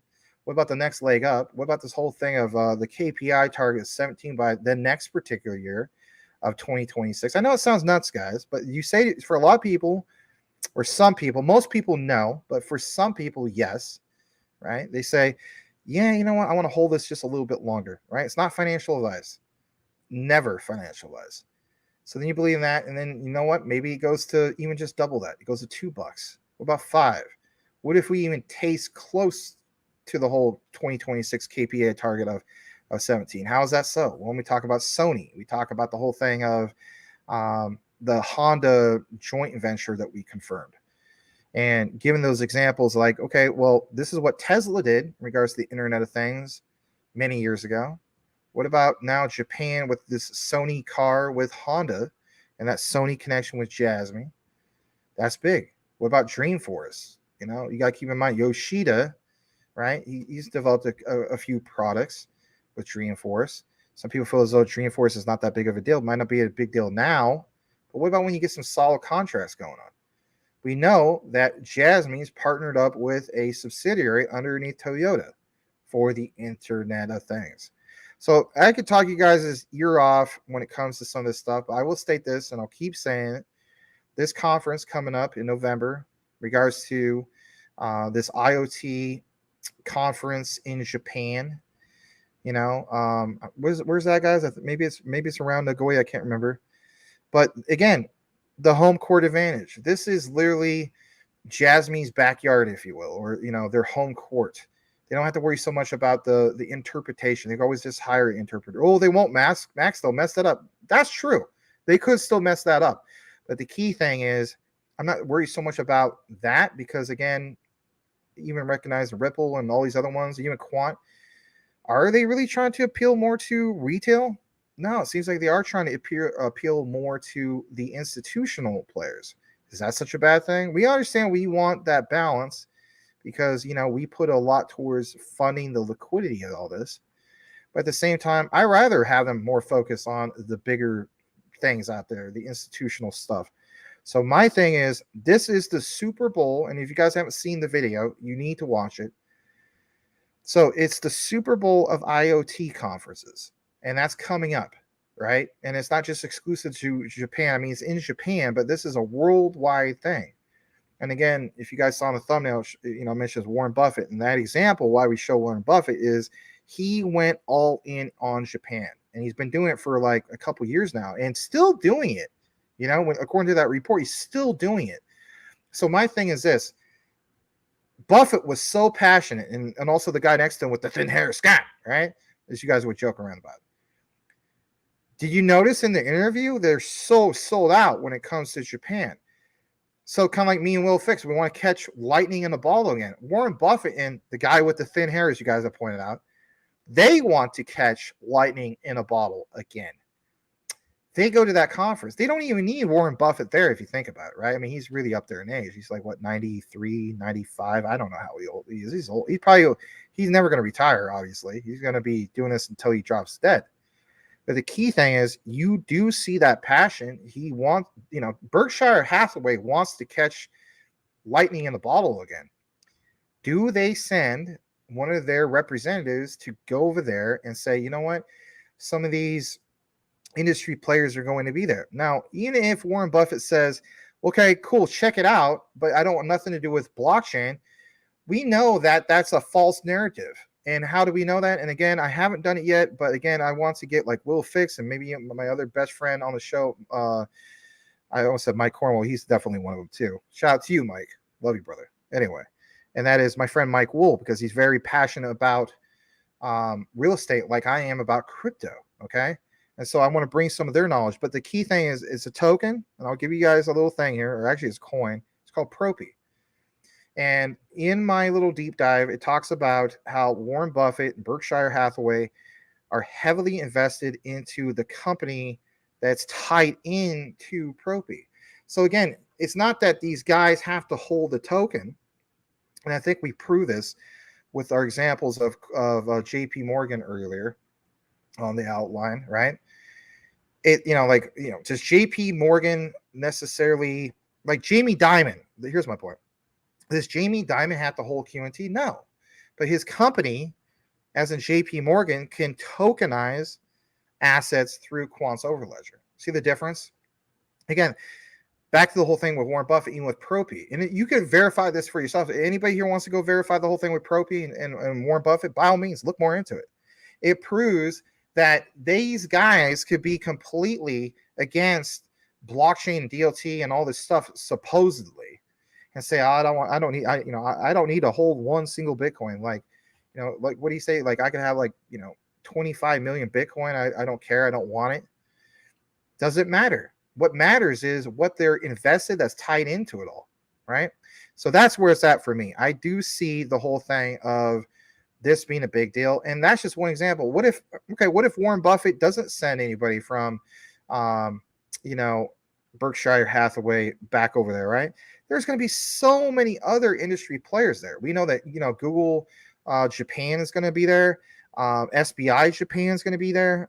There's so many. Even if even JASMY was only able to tap like 1% of the key industry players that are going to be there. That's a big win for them. That should be the takeaway. And I know we don't have a lot of coverage in regards to JASMY tonight, but maybe that will help some of you guys, and maybe this will help you. It just depends on how long you're willing to hold it. So if you're willing to hold that to 2026 and you think it's going to get to that, then boom, that's awesome for you, right? Or what about the whole thing of it being higher than 17 by 2030? Again, it's just for some people they don't like the idea of anything holding 2030. And this is again why, and I'll get off this topic in a second. This is why I come back to the whole thing of some of you guys are part of the older generation. You bought into the whole idea of working at a company, maybe from age, 25 or 30, all the way up to age 65, right? Get a pension, 401k, and all that stuff with that particular company. So you're willing to put in all that time and all that energy of at least 25 years or more, but we can't wait, just a few more years, right? I know everybody wants 2025. I'm just saying, for me personally, 2025 is retirement for old Maximus here, right? And then maybe like beyond generational wealth, right? Or just the gravy train at this point would be 2030 and beyond. I'm talking about the gravy train as in what? Interest, earning interest. Like we talked about the whole thing of earning money on a lotto ticket, or you win the lottery. How many fools there are out there who just, go against the principle without earning, just basically live off your interest, for crying out loud. That's the way I'm gonna look at some of these assets. I will marry a few of them, not all of them, like my QNTs, my XRPs, and so on. Anyway, I know I mentioned this more than enough times. All right, let's just read a few more comments. I like some of this. This is good stuff. Elon Musk, get 1 million. You won't need that much, but it will do it. I think you're referring to something else, but that's okay. But yeah, good to see GG. Also, Mr. Ear, right? And some of you other guys. Let's see if you have any other specific questions, you guys, before we kick into the next part of what we have. And let's see what we got. Blackwood, Maximus, what's that? Graduated?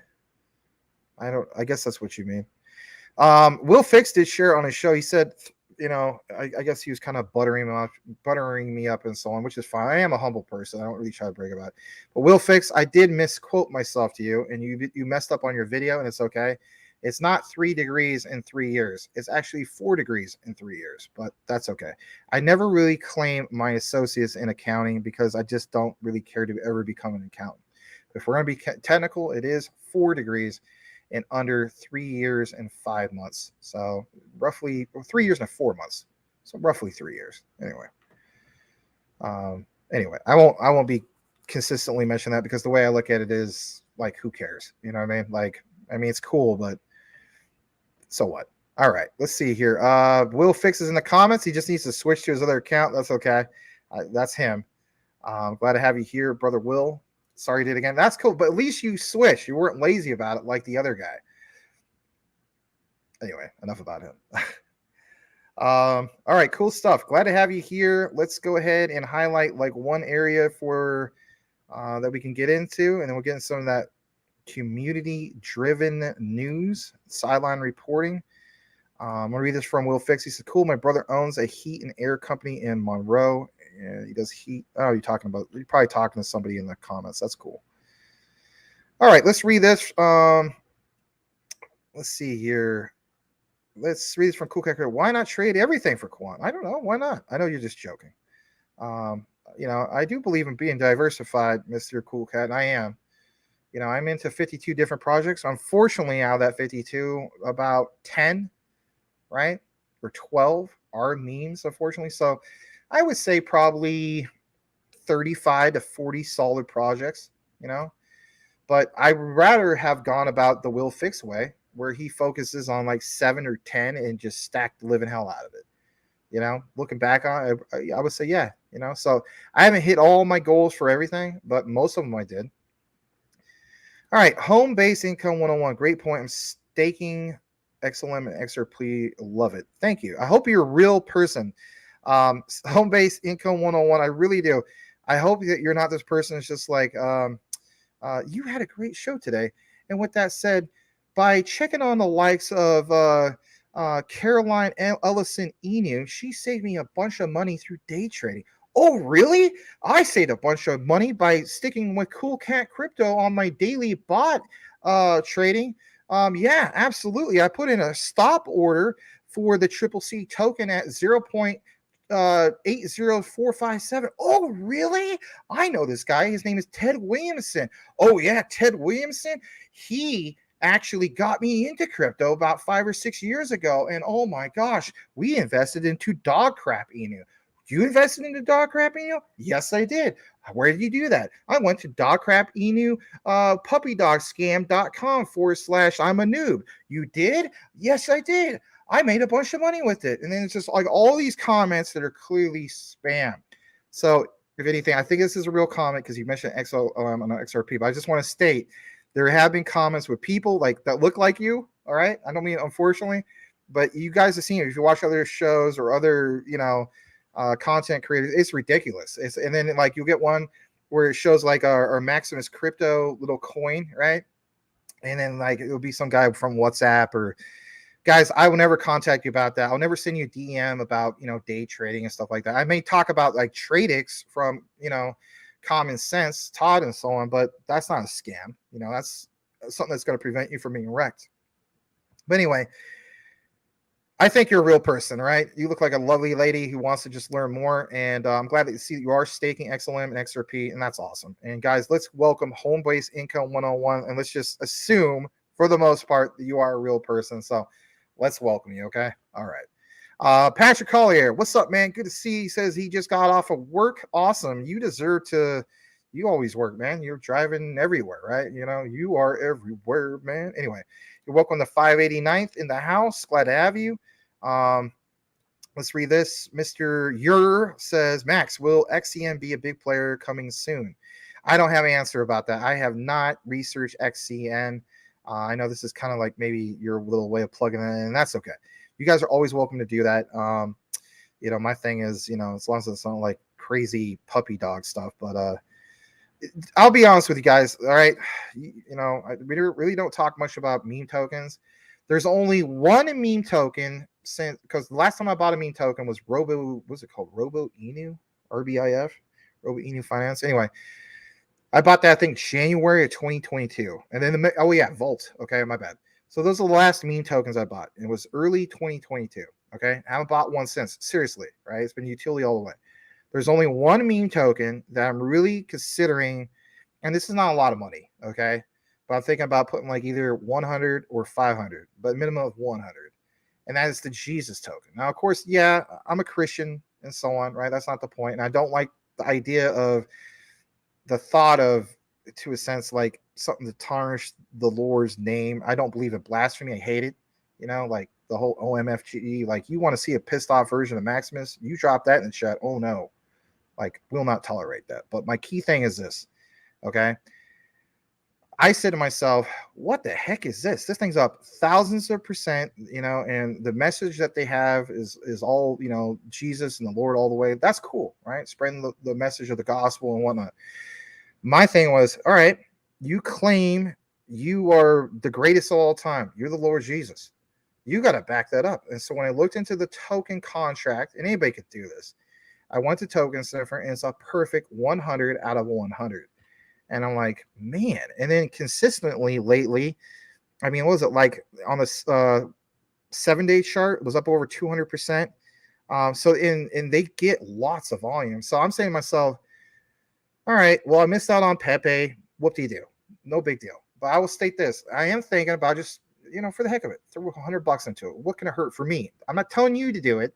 I'm letting you know that I'm aware of this particular meme token. And so for me, it's like, then let's say it gets sent. Then I don't marry the thing. Because you guys know, remember back in Filecoin many months ago, I put it in, I think it was like 7 or 8 grand. And then I came out 4 grand ahead. I called that the Coca-Cola crypto at the time. Not anymore because the SEC went after it like it does everything. So what did I do, guys? I did a power swap. And that's the way I look at this whole, the Jesus token. Like, say what you want, I put in decent amount, not a lot. Do a power swap. Power swap into what? More utility. So we're all trying to stack more of the ones for long-term utility. And so that's where it's at. That's the only meme token I probably will talk about here. Because the way I look at it is, that's cool. 100% score. And you always want your meme tokens, for the most part, if you can see it. There's exceptions, don't get me wrong. But if it's a solid project, I would prefer that the ownership is renounced on the contract, on the little audit. Again, there's some that don't, and there's reasons for that. But yeah, it looks pretty cool. There's this guy on crypto Twitter. He might be even watching the show as we speak. His name is B Stellar. He posts about it all the time. But think about it. He's a big Stellar proponent, right? Utility. But some of us recognize this particular token. It is what it is. That is not me telling you go out and buy it. Do your own research if you choose to do so. I'm just pointing that out. That's probably the only meme token I'll give a mention to. So anyway. All right, let's go further down. A few more comments. Let's see here. Yeah, you're quoting Dirty Harry, except for you're not saying it the hardcore way. All right. Gonna be about Tree Fitty. Corey Bibe, Max, do you feel JP Morgan is a threat to some ISO tokens? This is a good question. I don't think it's going to be to the point where it's going to matter too much. I think what's going to happen is you're going to still see the likes of Ripple's XRP thrive. You're going to see Stellar thrive. That example, if anybody was paying attention to it, right? Where I have the, it's got Gilbert Verdian. I'll show you guys real quick because some people like they just watch the live, they never watch the recorded, or you're a person that you watch the live. I'm sorry, you watch the record, you don't watch the live, or you're a person that watches both. Like I love seeing that. Here's the example I want to give you, okay? And this will answer your question, Mr. Corey B. Bay, aka Just Another Scam. Go to this video that was shared a day ago. It's a 20-minute video. You don't have to watch the whole thing, but it gives you a breakdown of ISO TC 307, the Gilbert-Verdian Quant Network Standard versus ISO 222. Now, as you guys know, last Friday, this guy named Bob, who's a British guy, he's like a quant maxi. And then, hey, fine. That's okay. You know what I mean? I like Bob. He gives he's kind of like, he's like the British, cool K, he's like the British version of you, right? Literally. And he gives like a different objective point of view, his own point of view. And here's why he has this point of view. And in his point of view, he talks about that when it really comes down to the nitty gritty of blockchain and distributed ledger technologies, it's more prone long-term to be more towards, the Gilbert-Verdian ISO TC 307 standard compared to ISO 222. And of course, I saw, I shared his videos and his reason for it. Then at the end of the video, I give my own reasons for it based off my own notes, my own research. And here's the quick gist. Basically, it's what's going on, what kind of impact is ISO 222 going to create now, as in literally now going into the next couple of years. The now narrative with the research to back it up is the ISO 222 standard. But I do also agree that ISO TC 307 for a long term, when we talk about getting more into Web3, this is where Quant Network really shines, right? The ISO TC 307 standard. So again, this further solidifies why some people are like, Max, you talk more about Quant than you do XRP. Well, I have been talking a little bit more about XRP as well. You also got to keep in mind XRP coverage is way more saturated compared to Quant. That's a given. And do you see a lot of Quant live shows? Probably not. Do you see a lot of XRP live shows? Yeah, you see a lot, right? You can see Crypto Hulk.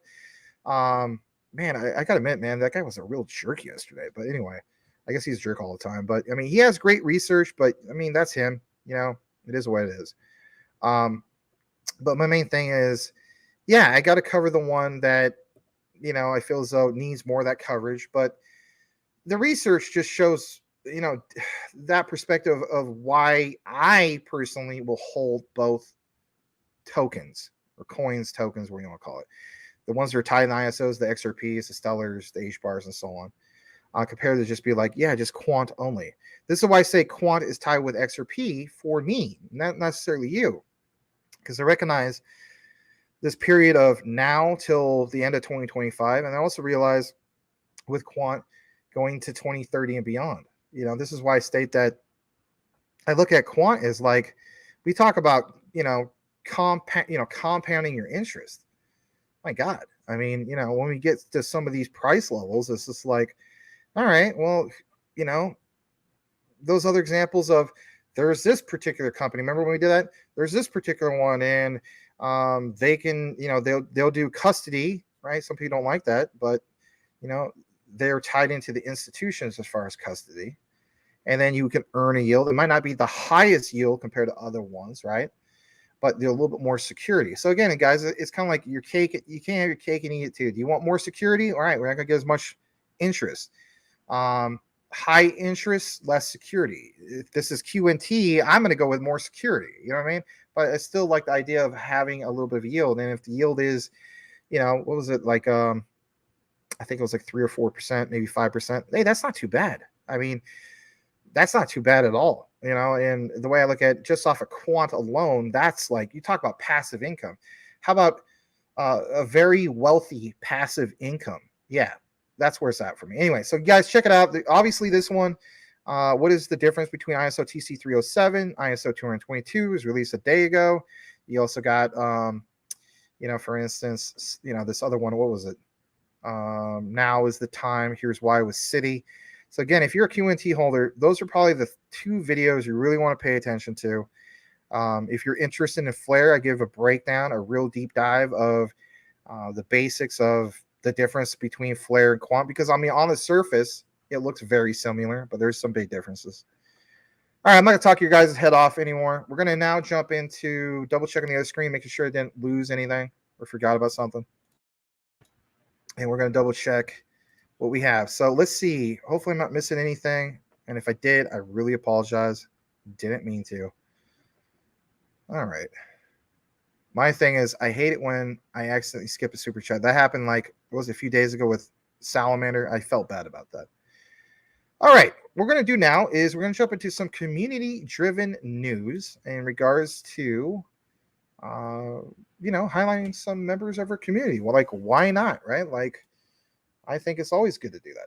So, pull this up from Twitter. I still got to get in the habit of, like, not calling it Twitter, just calling it X. I think eventually we'll all get to that. So I want to retweet this from Brian Riley. And let's see. Let's jump into it. All right. All right. So Mike Cornwell has a few things he wants to share with us, quite a bit. So we're going to get into the first part because, we did talk a little bit about JASMY earlier. And this is cool, So I'm going to go ahead and share this. Let's pull this up. And if anything, I'm going to pull up this in regards to JASMY. All right. Actually, not that one. I'm going to pull up the one with more HD. I try to make this one in HD, but it wipes off the lettering. I didn't like that, so I have to come up with a better plan. But this one still looks pretty good. All right. Let's jump back into this. Here it is. This is from Mike Cornwell. This is not necessarily JASMY, but we'll tie it in. So he says, liquidity issues in Japan. Is it doom and gloom time? Well, let's pull this up. So like you see right here, according to the report from Samantha Leduc, right? Leduc, I don't know. I'm sure Cool Cat Crypto will have something interesting to say about this lovely lady. Anyway, never mind. Technical glitch and or liquidity. Let's get into this. It says, anyway, Japan's outline bank transfer system is frozen. Ooh, and we did talk about the whole thing of like MUFG and JASMY and stuff like that. But look, it is frozen. No cash yen withdrawals at MUFG Bank and 10 other lenders for 2 days now. Now, here's the thing. That sounds bad, right? Max, you covered a lot about MUFG and JASMY. Okay, right. What do we know from MUFG? We know with MUFG that they're still part of the traditional finance sector, are they not? So again, guys, the key takeaway should be this.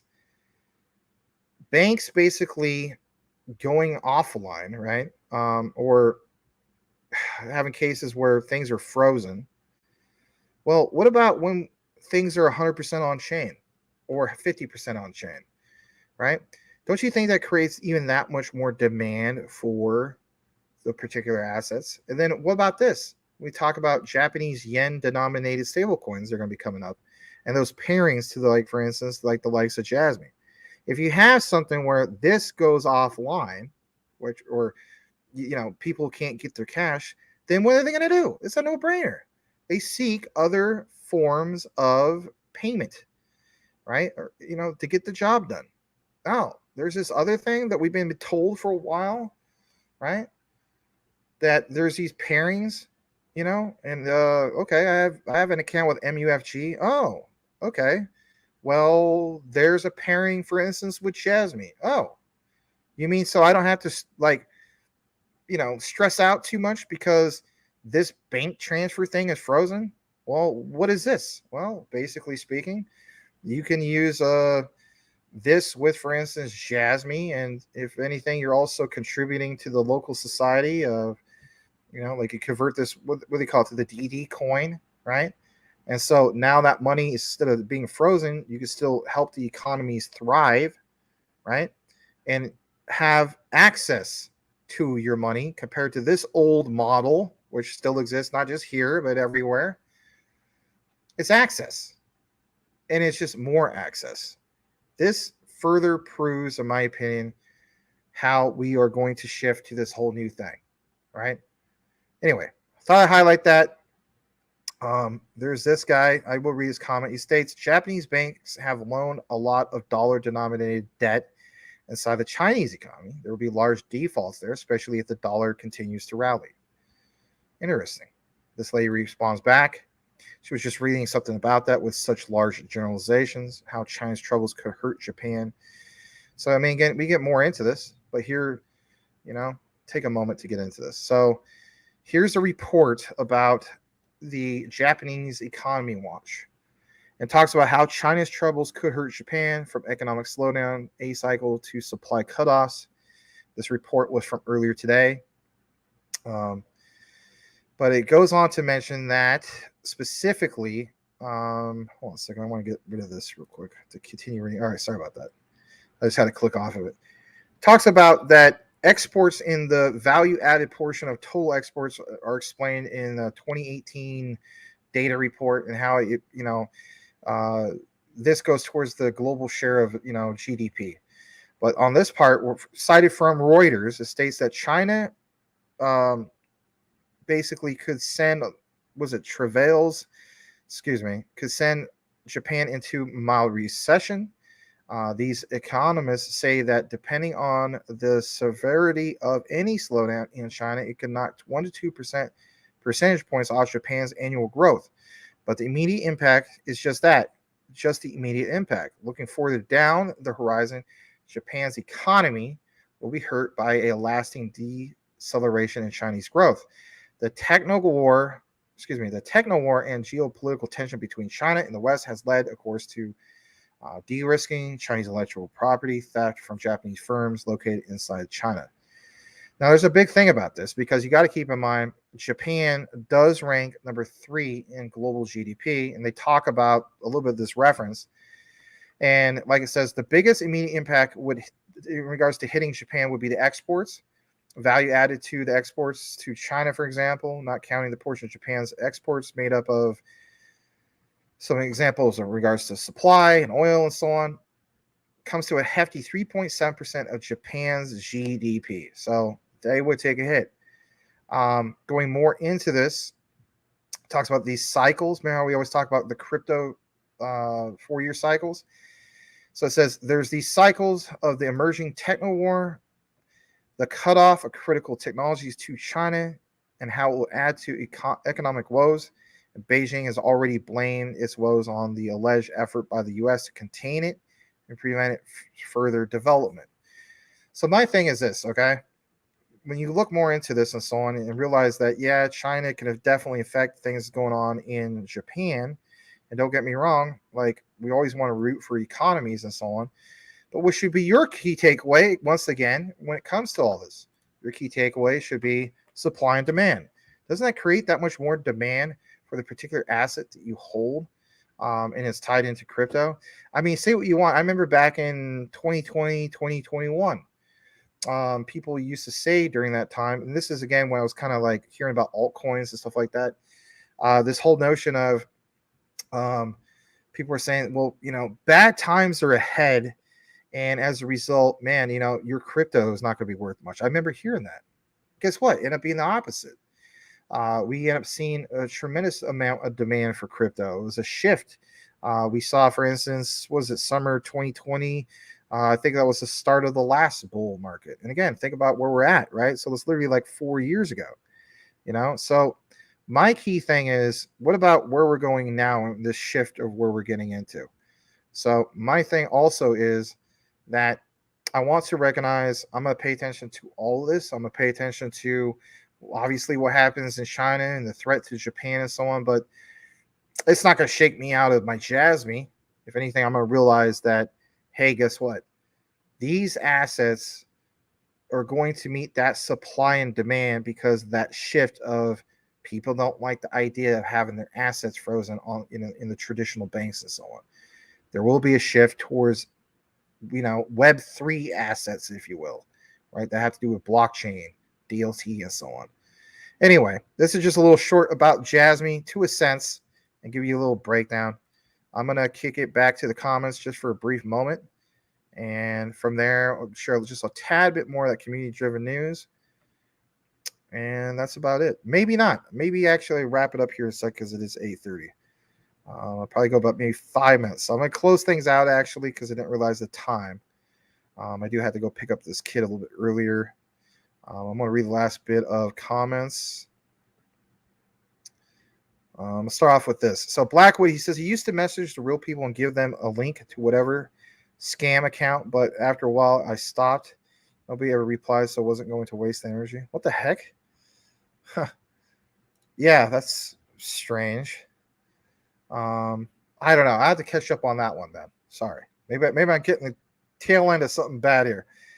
All right, so let's read this. What do we have?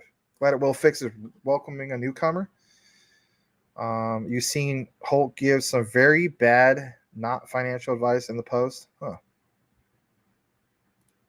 That's true. I would agree with that. I mean, I like his research, but I don't like that aspect about him. And like his attitude is he doesn't care because, like he said, it's his own channel. He'll do whatever the F he wants. It's like, okay, man.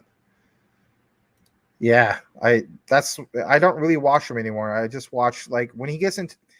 Here's what I'll watch with him. I won't watch his live streams anymore, but what I will watch is like his recorded content, like where he's like, "Hey guys, look what I found," Citigroup or JP Morgan or any example, right? Wells Fargo, Bank of America, choose Ripple or Ripple Russia, things like that, right? Like, okay, cool. Like, wow, you got some big info here. Like, why wouldn't I want to not watch that? But if it's a live show, yeah, I'm pretty much done with that personally. It'd be hard to dump Jesus. Yeah, that's a good one. So you can get on Uniswap. It's on a couple different exchanges. Just go to coinmarketcap.com and then click on markets. So type in Jesus, and it's the one with it literally shows like my grandmother used to have the portrait, the typical one, but it shows them with sunglasses on, and yeah, it's on 3 exchanges. I think Poloniex, one other one is centralized. And of course, Uniswap on the V2 contract. Man, I wish the V4 was out. I'm telling you guys flat out, man. This is where I am going to pull the trigger on it. Like I already made up my mind. Uniswap. I'm just going to pick up a few. Hold on a second. There, I'll wipe that off. Pick up a few of those and go from there. I'm not going to go crazy with it, but the V4. Remember we talked about the 99% savings on a V4. Eventually, more and more people, especially at the height of the bull market, will come back to Uniswap. What's going to happen with that? All right, let's see here. Whisker Biscuit. Oh no, I don't want to bust a gut tonight. Because I gotta get going. You got tired listening to that. Hold on, what's this about Hulk? I don't know why Hulk doesn't understand that throat clearing crap is so unprofessional and annoys most people. Yeah, why do you think I try to mute myself? Remember, but there's times I mute myself, Cool Cat, and then I have to have the Mike Cornwell pick up the red phone, right? Call for the Bat Cave or whatever, the Max Cave, and then I see it. I'm like, oh crap, I'm muted. So thank God I got people like him, right? To give me that memo that I'm muted. But yeah, I don't like if I'm a cough, I just mute myself. It's no big deal. But he doesn't use StreamYard. He looks at it from like, here's the screen, kind of like how you guys look at it, and then he looks at the comments. It is what it is. I mean, it works for him, and he's obviously really successful with it, but you got tired listening to that. I got tired listening to that too, personally. All right, Blackwood says he loves this group so much. Thanks, Blackwood. Love you too, bro. And I think a lot of people love each other here, at this community. We're about positivity, not being toxic or anything like that. We have jokes. You guys know me. At some random point, Patrick Collier could be like, may have a blankety blank IDK. It's not even blankety blank. It's just I read it wrong and I ended up busting the gut. So, Rick Cogswell, we had a great program for you. You could check out the chopped up version later if you choose to do so, or if you just want to rewind. If you hold Q&T, Rick, which I think you maybe do, I can't remember if you do, for sure. If Q&T is your thing, man, it was a real big one tonight. So. Glad to have you here, Mr. Rick Cogswell. I'm going to read the last bit of comments. This is Danilo, aka right? And then I turned him off a long time ago. Yeah. Knowing that, like getting mad at people for having gifted memberships, I saw that. Saying something like, you're a bunch of freeloaders. I was like, are you gotta be kidding me? Like, I'm thinking to myself, what do you tell kids at Christmas time? You're a bunch of freeloaders. Here's Santa Hulk bringing you guys a bunch of gifts. Well, you better own up to those fees of those gifts I gave you, because you little kids, you're a bunch of freeloaders, But Santa Hulk, I just wanted the Autobot, the Optimus Prime. You better get out there and mow my front lawn, because if you don't, you're a freeloader. It's like, are you kidding me? Will you give me a break? Can you imagine that? Well, why do these schnozzberries have schnozzberries? Because you're a freeloader. Well, I heard that JASMY's not a scam. JASMY scam. Well, I heard that Crypto Hulk gets very angry on a live stream. Because you're all freeloaders. Anyway, enough about that. All right, closing it out. For the record, he is a great researcher, but he's a jerk. Okay, can we all agree on that? Anyway, all right. Have a great night, everybody. I'm gonna read this last part. Boom. Good to see you again, Rick Cogswell. You can always tune into it later. But anyway, it is what it is, right? Not a lot of JASMY tonight, but we will put out a recorded from the other day. That's good stuff, right? It's just a lot of catching up to do. So you guys have a great night. And Maximus is going to say over and out because Maximus needs some rice crop consortium from the Szechuan cuisine. Yes, Singapore rice noodle with a combination of house chow fun. Sound good to me. All right, over and out. Have a great night. Peace out. Thank you. Thank you. Bye-bye. And tune in tomorrow for Will Fix. Smash that like for Will Fix. All right. I want to literally, when he comes on tomorrow, I want to see, like, instead of Jerry, I want to see Will Fix. All right. Absolutely. Peace out. Bye-bye.